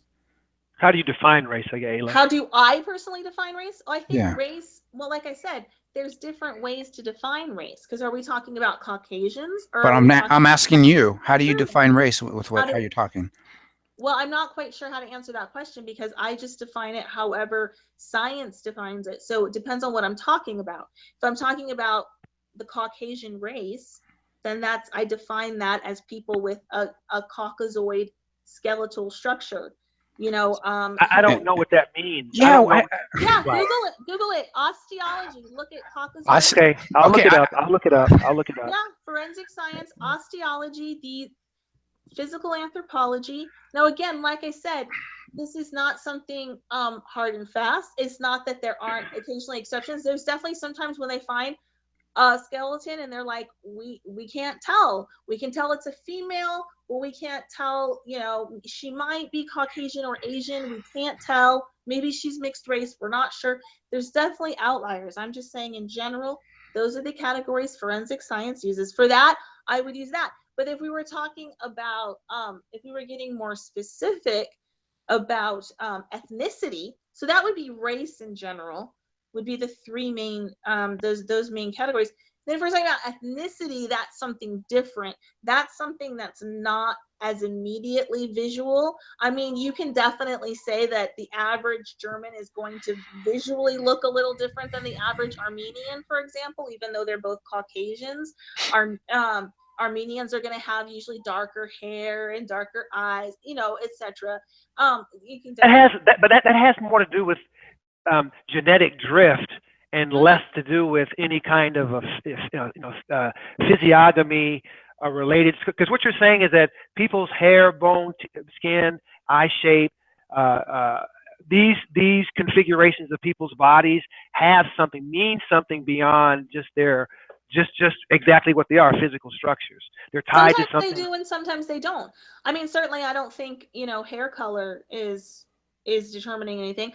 I don't believe, unless I'm, you know, mistaken, that melanin content is going to determine any other factor. Like, I don't think that's affecting the brain or the bones or, you know, anything like this. What I am saying is that there are differences, but that doesn't mean, how do I say this? That doesn't mean that I'm saying it affects somebody's psychological makeup. I'm not saying that those differences. So you're not tying physiognomy to characteristics or behaviors such as psychological behaviors, athletic ability, right? So you're not saying that ability is a physical thing. So that but is it tied to genes though? Is it tied to genetics? Because you're saying that what you're saying is that these three groups that you indicated have something to do with genetics. because Yeah. forensic scientists can find these things and they can grind up the bones and see whatever under the microscope is No, they don't looking at. grind them. They measure them. What, however Well, they do unless it, they're extracting however they DNA. do it, however they determine that, they can determine it through scientific analysis. Is that what you're saying? And so you're Yes, saying those that three general groups, yes. those three general groups, there's nothing that's inherently tied to these groups in terms of their physical, their behavior, psychological behavior, their physical abilities, those things, right? If you say that there's differences Not there, to the bones, no. okay, But there's definitely generalities. Generally speaking, there are some differences that we're coming to understand. So, a friend of mine took a biology course just last fall at a university, and they're saying that they're really close to discovering the genes for intelligence. And they're seeing that there are several genes linked to intelligence. So that might be why certain populations tend to do better on IQ exams versus other populations. But that is a genetic argument. You're making a genetic argument, right? Yes, certainly. So you're saying, in essence, you're saying that genes, there is a racial component to intelligence. You're saying that. Oh, a racial component to intelligence. Yeah. You're saying said that there's those three groups. You indicated. I asked you. So you're saying that there's no psychological, physical, or any other attribute tied to these people, these three groups that you indicated. Not to the bone structure. Not to the bones. I'm saying the bone structure isn't affecting. But you said earlier their mental that the capacity. bones are a portion of their overall genetic makeup, right?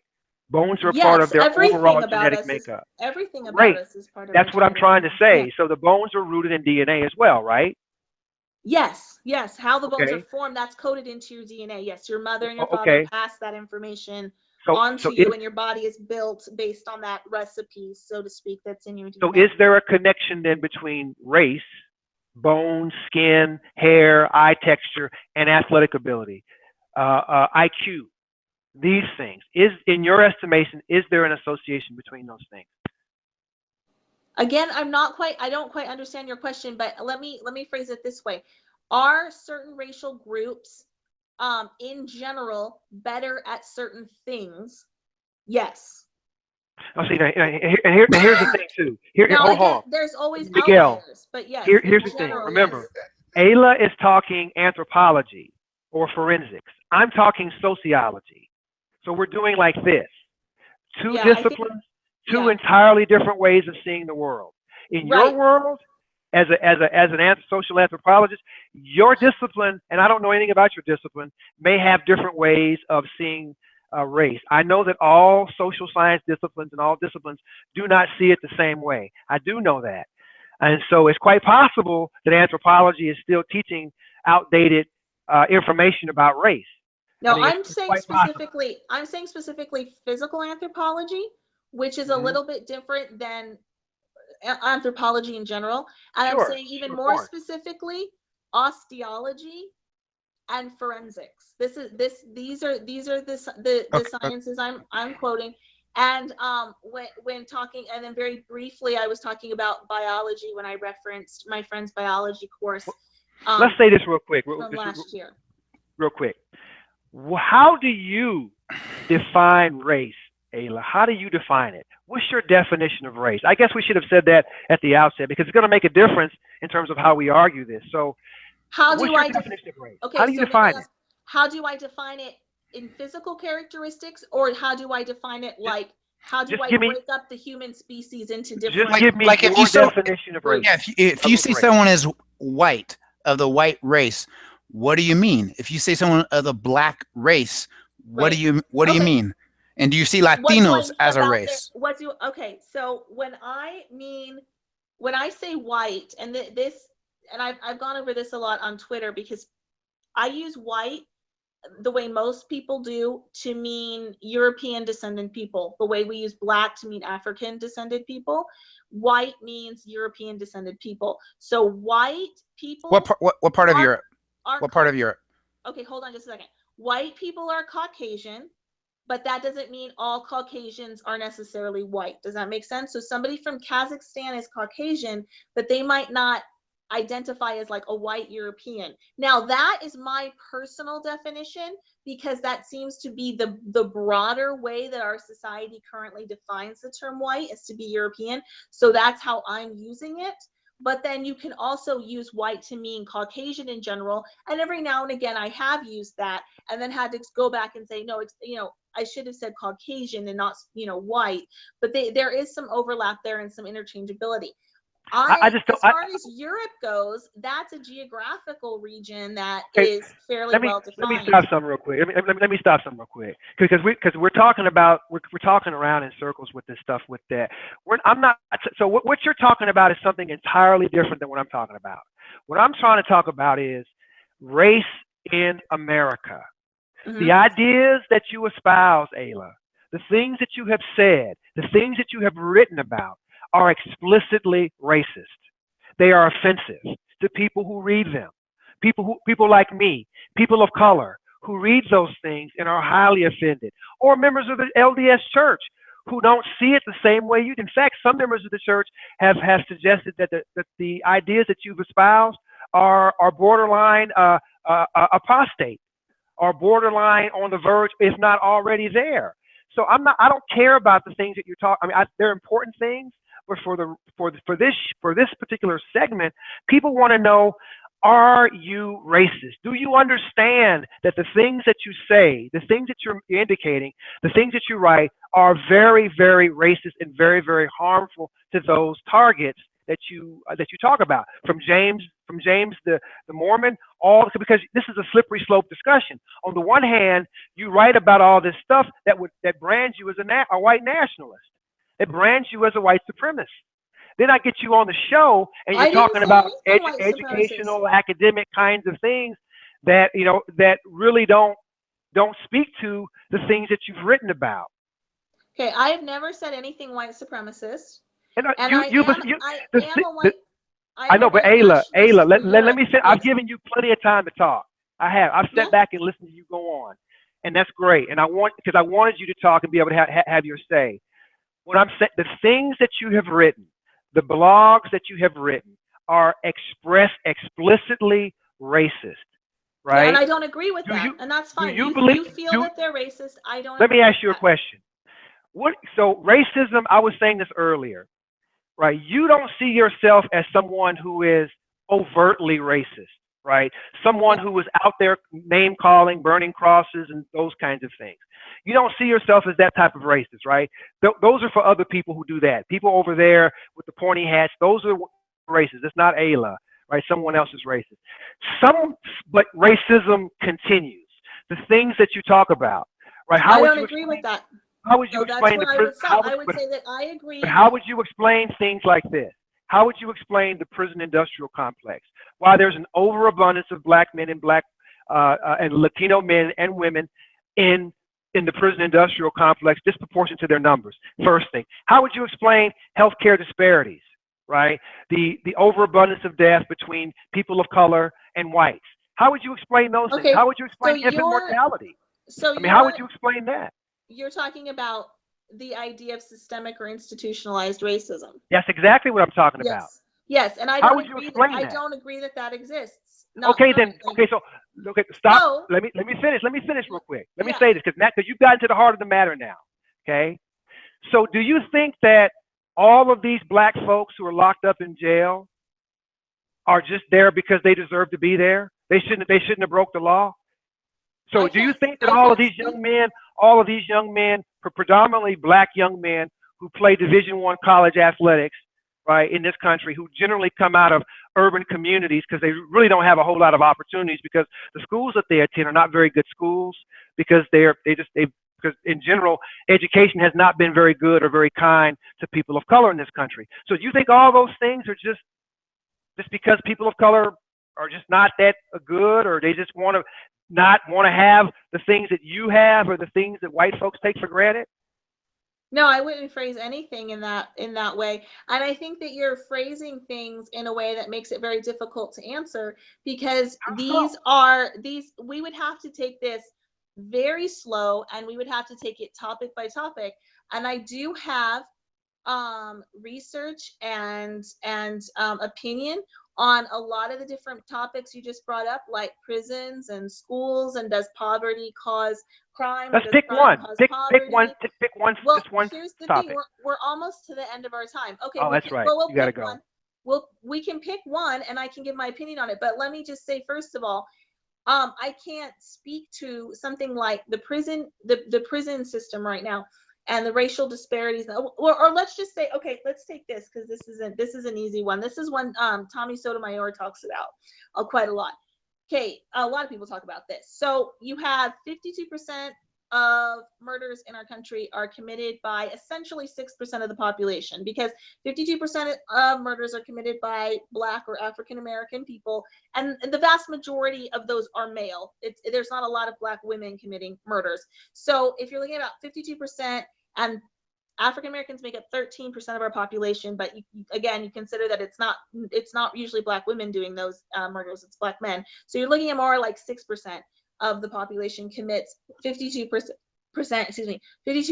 of the homicides. That is one small statistic, but to unpack that is huge. And again, like you just said, we would have to get to what's going on with education and the educational model. Is it poverty? Is poverty cause crime, or does crime cause poverty? Now, I would reference Dennis Prager, wrote a really great article a couple years back, making the argument that crime actually causes poverty. Poverty does not cause crime.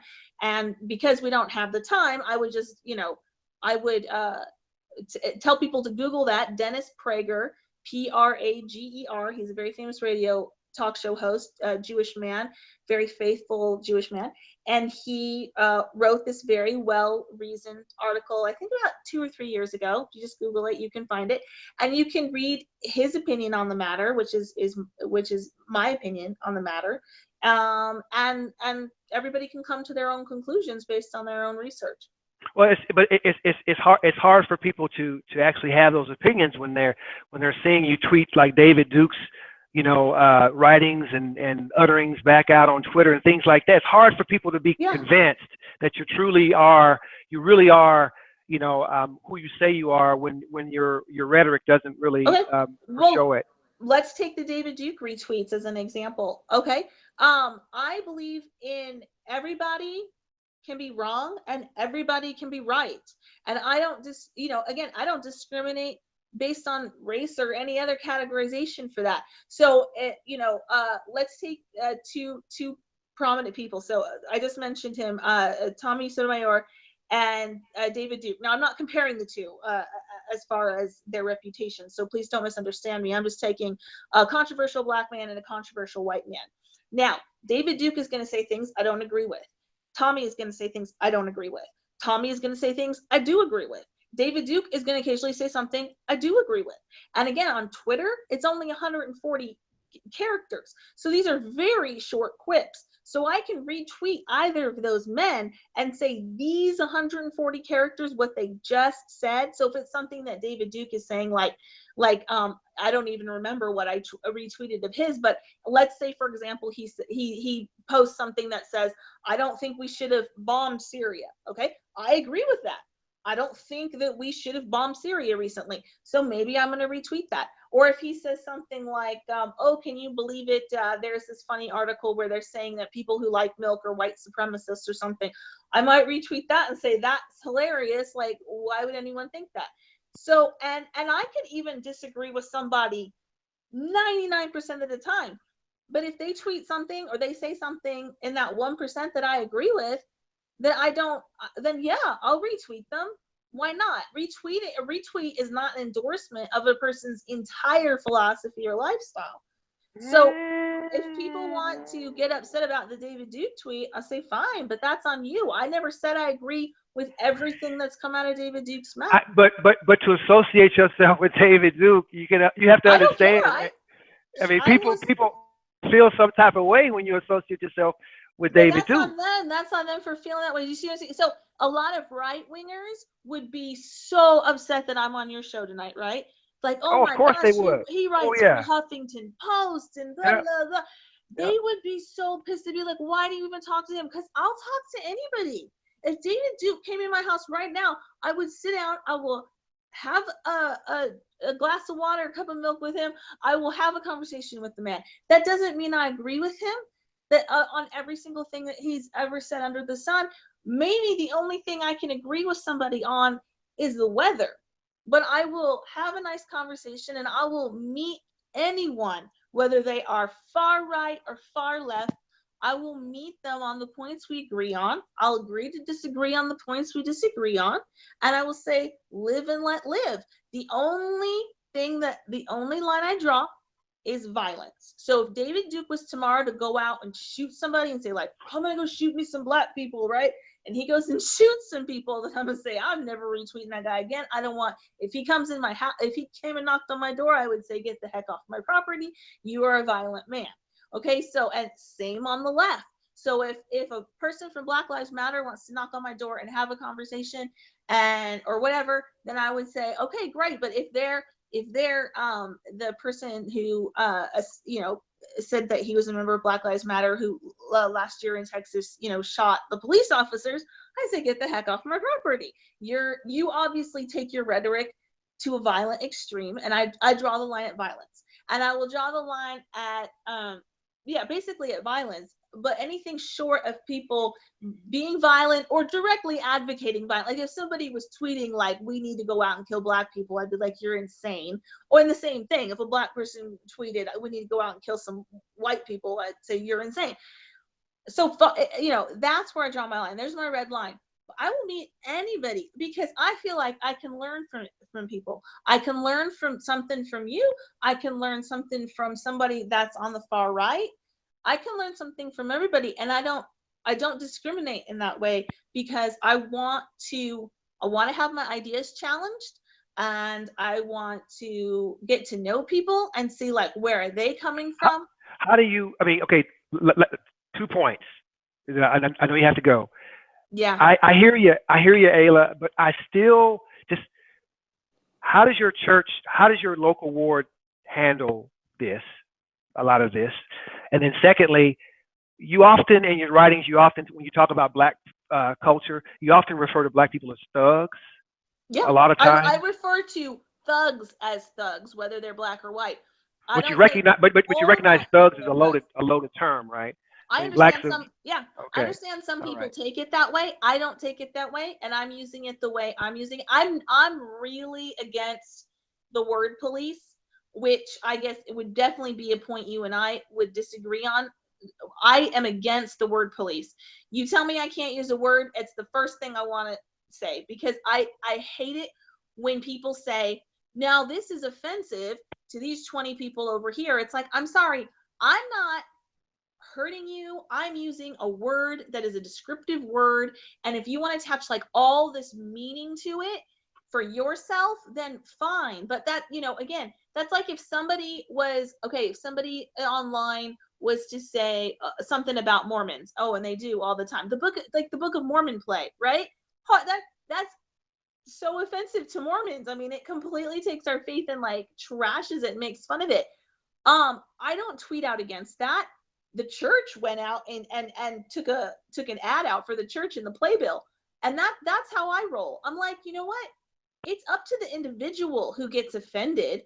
It's up to that person to get offended. Like you choose to get offended. I'm not saying anything violent. I'm not saying I hate black people, or I'm not saying white people are superior. So if you want to take my use of the word thug and then like extrapolate all this meaning out of it, that's on you. It's not me who's doing it. And to answer your other question really quick, my local ward has been absolutely wonderful, supportive. They know who I am. I have not violated I've never tweeted anything that violates the teachings or standards of the church.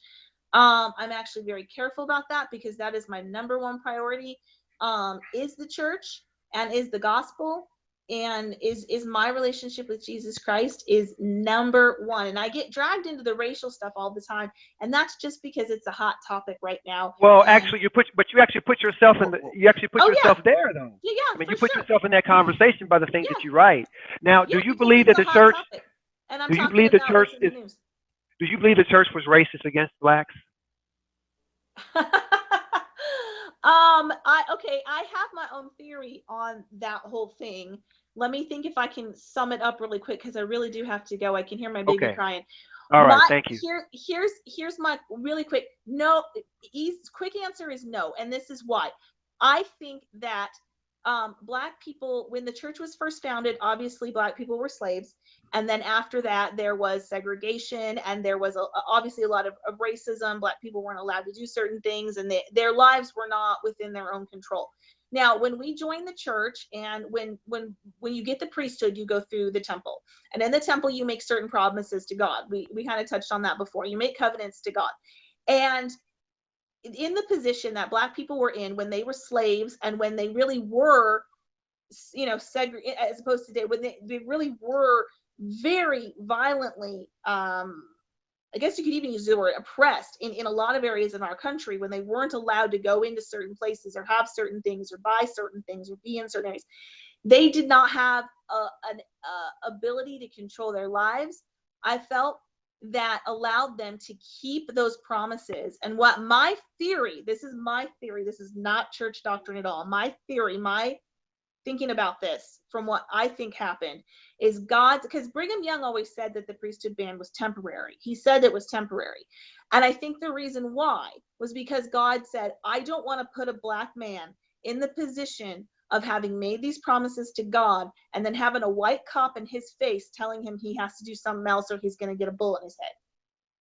And but how do you? So I think God said, we know they can get the priesthood in later on. We can always go back and do the temple work for our ancestors. So this isn't condemning any Black person from not achieving the highest level of heaven. So for the time being, until society allows Black people the autonomy to be able to keep those covenants and not have to make that choice on the backwoods street of Arkansas some night, again, when a white cop's got a gun in their face and tell them to do something that violates the covenants they've made to God, and have to choose, am I going to get a bullet in the head right now, or I'm going to violate the covenants I made? God took that away, so they didn't have to make that horrible choice. Miguel, you want to make a quick comment? That's a theory. 2 minutes. Yeah. So first of all, there were Black people, 2 Black men specifically, Brother Walker and Elijah Abels, that held the priesthood. Yes. So what you're saying doesn't line up with that at all. So this was antebellum America. They held the priesthood, right? The priesthood restriction doesn't come. We don't get any real intimation of it until the church is leaving Illinois to head to Utah, and it doesn't really become anything solidified until the early 20th century. So your hypothesis doesn't hold up to the historical data at all. Let me explain that. So the 2 lines when Joseph Smith ordained those 2 Black men, we've always known that there is this component to the priesthood that is a line of people. It is a line of descendants. You go all the way back to the Old Testament, and it is given to a line of peoples. So in the Old Testament, not just anybody could receive the priesthood back then either. There were specific lines and specific families and groups that could receive that. So Joseph Smith himself even said, we're giving the priesthood to these 2 men and their specific lines. God has said. Joseph never said that. No, Joseph never said that. Okay, well, that's what Joseph never said that. Okay, never said that. That's what I've read, and so Joseph never said that. I don't know where you read that, but there's no legitimate historian that believes that. That's just not true. Okay, that's what I've read. Where are you reading this? Okay, people can go and research this for themselves. And there's a lot of really great Black people who are in the church who have put up, I believe it's called blackmormon.org. Might be misremembering that. But I'm talking to you. Just let me finish. There's a lot of people that have put out a lot of information on the church, people who are Black. And so people can go and they can research this for themselves, and they can go to places like fairlds.org. They can go to the church website and they can make up their own mind. this is what I have read, and I was not prepared to speak on this topic, so I don't have my source right in front of me. But what I read was that Joseph Smith had said these particular men may have the priesthood at this time, and I would imagine that obviously if he's a prophet of God and Heavenly Father, here's the thing. I believe that Joseph Smith and Brigham Young and that every prophet since has been a prophet of God. And so when they say God said this, I believe them. Okay. And so it's if other members of the LDS church have different views of that, then that is absolutely fine. That's between them and personal prayer and personal revelation and their relationship with the Heavenly Father. But my take on it is that Brigham Young was a prophet. God is not racist. We know he has said in his scriptures that he loves all of his children. I believe he loves all of his children equally. We're all of equal worth and value as human beings. So people can go and research that and decide what they want based on what I have read and what I researched. That is a personal theory that I have. Okay. So I would say, so short answer is no, I don't believe that the church was being racist. I believe that there are other reasons that we don't understand. So you don't believe that the oppression of blacks in the church since 1978 had anything to do with racism at all? No, I don't believe it did. No, that is my personal opinion. And we don't have time. I mean, yeah. the audience is going nuts. The live chat folks, they want to know a lot of questions. And we don't have enough listeners. We don't have enough time to get into every little intricacy with Ayla. Ayla has written a lot of stuff about a lot of things, and as she said, it would take a long time to be able to deconstruct and unpack it. So we are grateful for her willingness to come on and talk anyway about these things. I know it's sometimes it's difficult to do, but we appreciate. Can you hear me? Your honesty, Ayla. Mm-hmm. Yes, we certainly got you. Miguel as well. Miguel Barker is my co-host on Rational Faith. Miguel, go ahead and give him a little bit about Rational Faith real quick. Ayla, are you gonna bow out, or you want to say goodbye to the audience? I really have stayed tonight. All right. I've overstayed. I've got to get back to my baby, but I did want to say, Dr. Smith, thank you so much for having me on, and I am definitely very passionate, but I really enjoyed the conversation, and I hope that I just hope it will do some good as far as race relations in our country, because they are quite strained right now, and that does worry me, and that is part of what I'm trying to do. And even though people don't understand that, I am trying to point out where the problems are, and in hopes that we can figure out something better. So I just that is what I'm trying to do, whether or not people understand me or misinterpret me or disagree with me. That is what I'm trying to do. And so anyways, thank you so much for having me on. I really appreciate it. Thank you for being here. Thank you, Ayla. Appreciate it. Right, Thank you. Thank you. Miguel, Bye-bye. stay here. Bye-bye. Yeah, I'm here. Can you hear me okay? Because my headset isn't working. No, I hear you great, brother. I hear you great. You sound great. You're coming across really good. Hey, this is the after action report here. We're going to do a little debriefing after having Ayla on the show and talking about her. Man, the chat room was going nuts, man. A lot of people were chatting about this and trying to get me to, say stuff to her, and it's just not enough time in the day to say it. It's just to go there. But what's interesting about the conversation, I thought, is that Ayla wants to talk about science. She wants to talk about, and even pseudoscience at that, talking about things that really don't have any relevance in terms of what we know about race today. The way in which race has been constructed today really has no basis for what she's talking about. Maybe it might be something specific in her discipline, but certainly not in the things that in the areas that I study, the things that I learn. Now, I know you work in orthopedics. Yeah.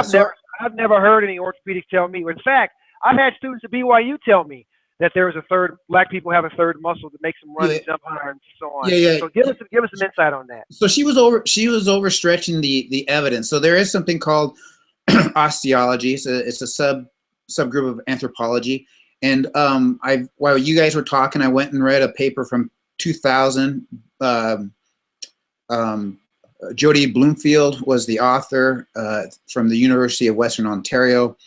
It was published in the Biological and Physiological Anthropology Commons. Anyways, excuse me. it was came through the University of Western Ontario Journal of Anthropology. So when I look through this, she doesn't say identifies herself as a doctor or not, so I'll just assume she is. So when Dr. Bloomfield went through this, everything she had talked about was identification through the skull, which is what I found as well when I was perusing the internet, as she asked me to do. All the identification regarding to race, and I did consistently find that in regards to this specifically subgroup of anthropology, that they do put them into three races: Mongoloid, which is very offensive, by the way, but Mongoloid, Caucasoid, and Negroid. But everything that they talk about here, especially in this peer-reviewed journal, has to do with the shape of the skull, and specifically the shape of the nares. You know, where the nose hole, if you will. That it's often different between, once again using their language here, Negroid, Caucasoid, and Mongoloid. But nothing about the length of a femur, of a humerus, the carpal bones, the fingers. That's all bunk, man. That's all bunk. Well, listen. I don't know of any science that I read, and I read a lot of science, that uses terms Negroid, Mongoloid, Caucasoid. Nobody uses that shit anymore. Nobody uses that anymore. To me, this is completely pseudoscientific bullcrap that nobody uses. And so some of the criticism that's coming down from the chat room is that people say, well, how come y'all didn't get into that ass when she was on the show about that, right? Talking about that. And the thing is that I want her to talk. Let her speak her truth. Let her talk and say what she wants to say. And then when I feel like I need to say something, or we get in there and do some things. But, you know, I want to hear her stuff. And what I'm reading from her and what I'm listening to are slippery slope discussions. They're like two ships crossing in the night. And so I don't feel like, you know, well, I mean, I have to take her at her word that she's sincere in what she's trying to do. But what are your thoughts, man, on it? Well, there's a couple. Yes, hold on a second. Yes, yeah, very much she has a truth. She definitely has a truth, and she spoke her truth, right? So she has a truth like everybody has a truth. So, and she needs, and why she was invited on to do this was to speak her truth and to elucidate. And I say truth, I'm talking about her perceived truth. How much does she know about the racialized experience in America as a white woman anyway? How much does she know? But yet again, she does have a truth that she gleans from, and she actually uses that. So yeah, we gave her the opportunity to speak it. Go ahead, Miguel. I'm sorry. No, there's some questions I was going to ask her, and these are all based on objective evidences. One was a study that the Washington Post published in October 27th of 2015 by Jeff Guyot. And we've on the Rational Face blog, we've shared this link before, but so here's the thing. Black drivers are more likely than white drivers to be searched at a traffic stop, and black drivers are less likely than white drivers, when stopped at a traffic stop, to have something illegal with them. So that's what the raw data shows, right? So then the question is, why is that? You know, why are black people being pulled over more often, yet there's nothing? According to Kayla, because they're doing something bad. They're obviously committing a crime, or it looks suspicious. Yeah, but when they pull them over, it's usually the white people that have something on them that they shouldn't have, right? So the data actually, I would say yes. Yeah, so the data doesn't point out. The other thing is the data also shows that a black unarmed man is 5 times more likely to be shot by a police officer than a white man who is armed. Right? That's the data. How do you explain that data? I have an explanation. How do you explain that? I have an explanation. Black people look more suspicious. They have beady eyes. They look shiftless, you know, and police officers are attuned and trained to look at them because on that basis. Yeah, sure, whatever, dude. and then, the other one. This is actually published by the Department of Justice, looking at homicide data. You know, white people are more likely to kill a child. They're more likely to kill a older person than a black person is. I mean, how does she explain that? You know, so when you actually start looking at the data, it doesn't. You know, some of her stuff doesn't make sense. So first of all, her idea that your bone structure, and when I say bone structure, I mean your like your arms and your legs are somehow different than mine based on just your race. Right? That makes no. I can just tell you it's not. You know, Right. it's just not. If you're a bigger person, your bones are going to be bigger, right?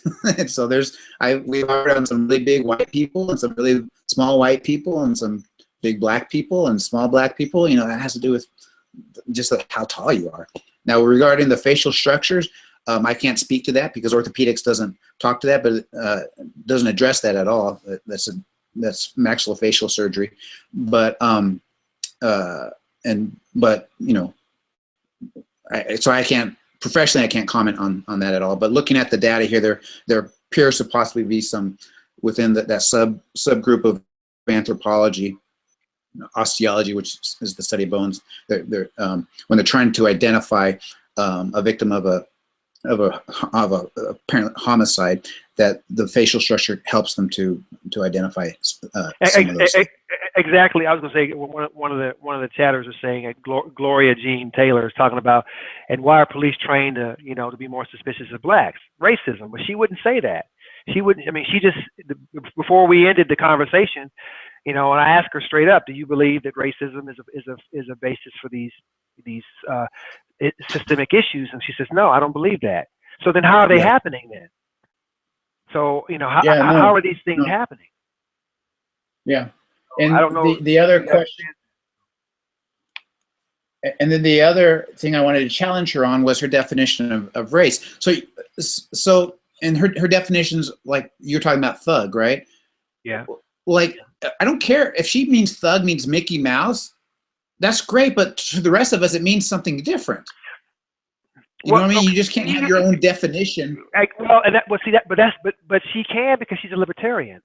See, libertarians and conservatives see the world through the prism of the individual. So for her, this discussion is all about her. She doesn't see herself outside of herself, right? Which is problematic, because that's why it's difficult to argue with people like that, right? Who can't see themselves beyond, who can't see the forest, but they only because they're standing, because they're a tree, they can't see so we need to make sure with individuals like her, I mean, I'm not going to get on here and get my blood pressure up arguing with this lady about, stuff I can't, in a space of an hour and a half. It takes me 6 weeks to get my students to kind of come to consensus on.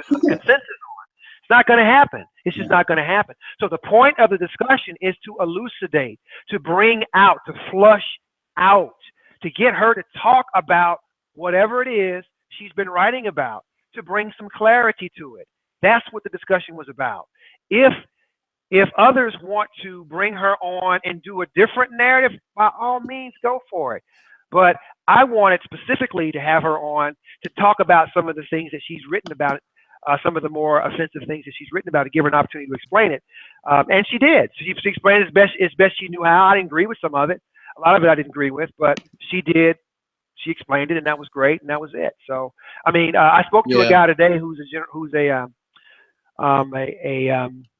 he's in a state presidency, and he told me that he's aware of Ayla. I keep saying it, Ayla. He's aware of Ayla and her writings, and he said if she was in his state, they would have taken action on her. To discipline her for that. I don't know if that's right or wrong, but that's what he was saying. Yeah. So and then her historical hypothesis as to why black men could not hold the priesthood and black women could not enter into the LDS temples, it's not based on any type of reality. So you can read you know, the story of Elijah Abels, a book written by Russell Stevenson, where he talks specifically about Elijah Abels. You can read Russell Stevenson's For the Cause of Righteousness, A Global History of Black Mormonism, 1830 to 2013, which won the Mormon Historical Association Book of the Year 2 years ago. This past year, the book that won the Mormon Historical Association's Book of the Year, of course, was Dr. Paul Reeve, and his Religion of a Different Color, where he talks about how Mormons were racialized.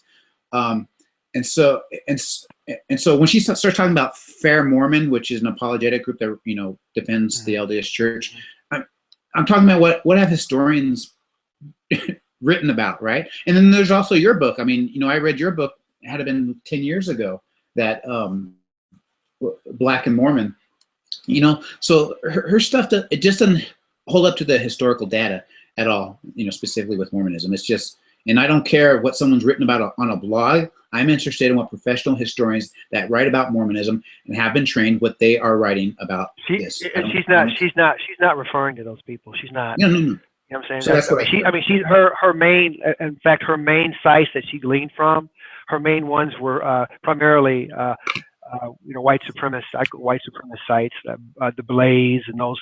You know, they call them alt-right sites. That's kind of pretty much where she was. So, you know, yeah. And the thing is too is that, you know, like I'm trying to tell, I'm watching the live chat room, and you know, and the sisters in Zion are generally awful brutal with their criticisms, and so, and my thought to them, sisters, if you're hearing me, is if you don't like what I did, you do it better. Because if you can get her to open up more, then you can certainly do that. But my purpose was to get her to talk, and she talked, and I was happy that she was free to come on. And the other difficulty is I could never peg her down on what she meant by race and what she meant by Caucasian. It always floated around. I don't think she really articulated that, though, Miguel. She kept going around in circles with that. I couldn't figure out what it was because as you know, the Irish in the first great immigration of the Irish to the United States, they were racialized. They were not seen as white, which is now in the 21st century. It's just completely crazy, right? Because I mean, how much whiter could you get than Irish, right? But at one time, they were not seen as white. Right? She doesn't. And so, I don't think she even. I really don't believe that she even knows anything about that stuff, man. No, well, yeah, and then the other when you look at the U.S., how it determines who is white and black. Man, I had the freaking picture, and then I lost it. It's very interesting who they count as white, in that people from Northern Africa in the U.S. Census are white. Now, I show that to a surgeon friend of mine who's from Egypt. He looked at that, he goes, I'm not white, you know? Well, here it is. Here's the data. White, a person having origins in any of the Middle East or North Africa. That's how the government in the census determines who's white. That's socially constructed. You see what I'm saying? Produced. So her determination of who is white, it's so fluid. I couldn't get her to peg down to explain to me what she meant by race.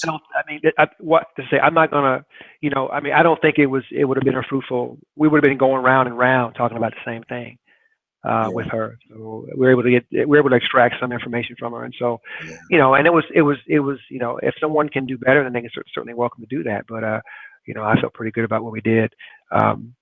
She explained a little bit better about what she feels, even though I think that she is very confused about what she believes. But nonetheless, I thought it was a fruitful discussion. So I'm not going to get this girl on here, and I'm not going to bash her. I'm not going to do that. That's not my style. No, so, and just one other, you know, I came in right. I obviously came in late. But I came in right at the point she was talking about people coming in here illegally. So I think the U.S. has the right to know who's here, right?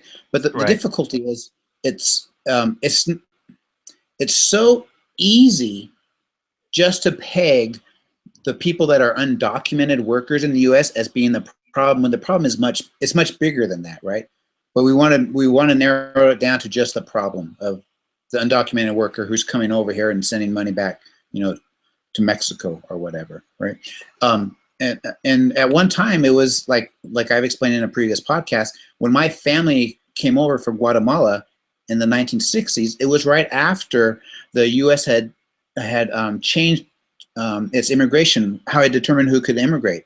And that's when we saw a large influx of Central Americans and more Mexicans during that time, and a lot of Chinese came during that time as well. And it was, and to once again to quote one of my tias, my tia Carolina, she said it was super easy to come up. They had no plans on coming up to from Guatemala, but they had friends in the U.S. who sponsored them and said, "Why don't you come up?" We're like, "Okay." And she said that was the same with a lot of people. So I agree in that the U.S. should know who's here, but to put everything, all the reason that undocumented people are here undocumented, to put it just on the undocumented people, there's no historical perspective to that, and and you're putting all the blame all on one group of people, right? Because I can promise you, an undocumented immigrant is not taking away her job or her husband's job. Sure, definitely. It's not. Definitely. It's not. And so it's a bigger. It's a bigger. It's a much bigger issue than. And I also want, if anyone's still listening to us, I just want to make sure you all understand that scientific racism has been debunked. The Human Genome Project made that a reality, not less than maybe 20 or 30 years ago. So we've completely unzipped a human DNA molecule, and what we've discovered is that the similarities are ridiculous. I mean, so in fact, Miguel and I, are more similar genetically than me and some white person. So we know a lot about that, and there's no evidence that there's what she's arguing, listeners, is that there's subcategories of Homo sapiens, and we know that's not the case. It's actually wholly been rejected. So. I don't know where. Again, you can't argue. What do you? I can argue with her about it, but I'm not gonna. What's the point? She's not. I mean, we're not gonna get anywhere. So, but it was. Other than that, I think we're okay. I think we did. I think it was a decent job. So, all right. Any other comments? Listen, listeners, if you're out there, I want to just make this announcement. We're going to be doing this again. We're going to do another one coming up soon. I'll let you know. This time we're going to interview a good friend of mine. His name is Rob Foster, Dr. Rob Foster. Rob is a optometrist out in, Rob, if you're listening to me, out in the UNC area. He's a UNC fan, and he's in North Carolina area. And Rob has a very fascinating background, and so I want to talk to Rob and bring him on so people can see. So, and also I appreciate all the listeners who are on the site. They're posting all this stuff about all this pseudoscientific race stuff that she was quoting. And again, as I indicated before, it's just completely been debunked. I mean, the stuff that I read, the science that I read, does not support what she's talking about. It's just not consistent with what I know to be scientifically truthful and relevant. But nevertheless, I want to thank a couple of people before we go off. One, I want to always thank my co-partner, my partner in crime, Miguel Barker. Miguel and I do a show together, Rational Faith. Miguel, please tell them about our show. Yeah, it's called Racism 101. We usually get an episode out a week. This live YouTube conversation will actually be changed into an MP3 file, so I sit as in podcast form for rationalfaith.com. I'll try to get to that tonight if I can get the MP3 tonight. And that way, because I know I know that most podcast listeners listen while they're doing other stuff as opposed to listening in front of a screen. So we're able to get the audience there, and we generally get over 1,000 downloads. We're not a huge podcast yet, so there'll be probably another 1,000 people who don't regularly listen to a YouTube thing like this. I will be able to listen to it, and then so yeah, we had some interesting conversations. We talked about. We've done kind of a dummies series explaining different words with racism. We've talked a bit about the prison industrial complex system. We did a We had Janon Graham Russell on here one time. That was one of our most popular ones. Fantastic. He was fantastic. She's Janon, if you're listening brilliant, to us, dude. we really appreciate you being on the show. So Yeah, and then we had a Sul Uribe on, who's Mexican, and the four of us, pardon me. No, there's three. I don't know how to count, obviously, because I'm half Latino. We did a movie review of the Wolverine movie, interesting, and so you were able to bring some insights there.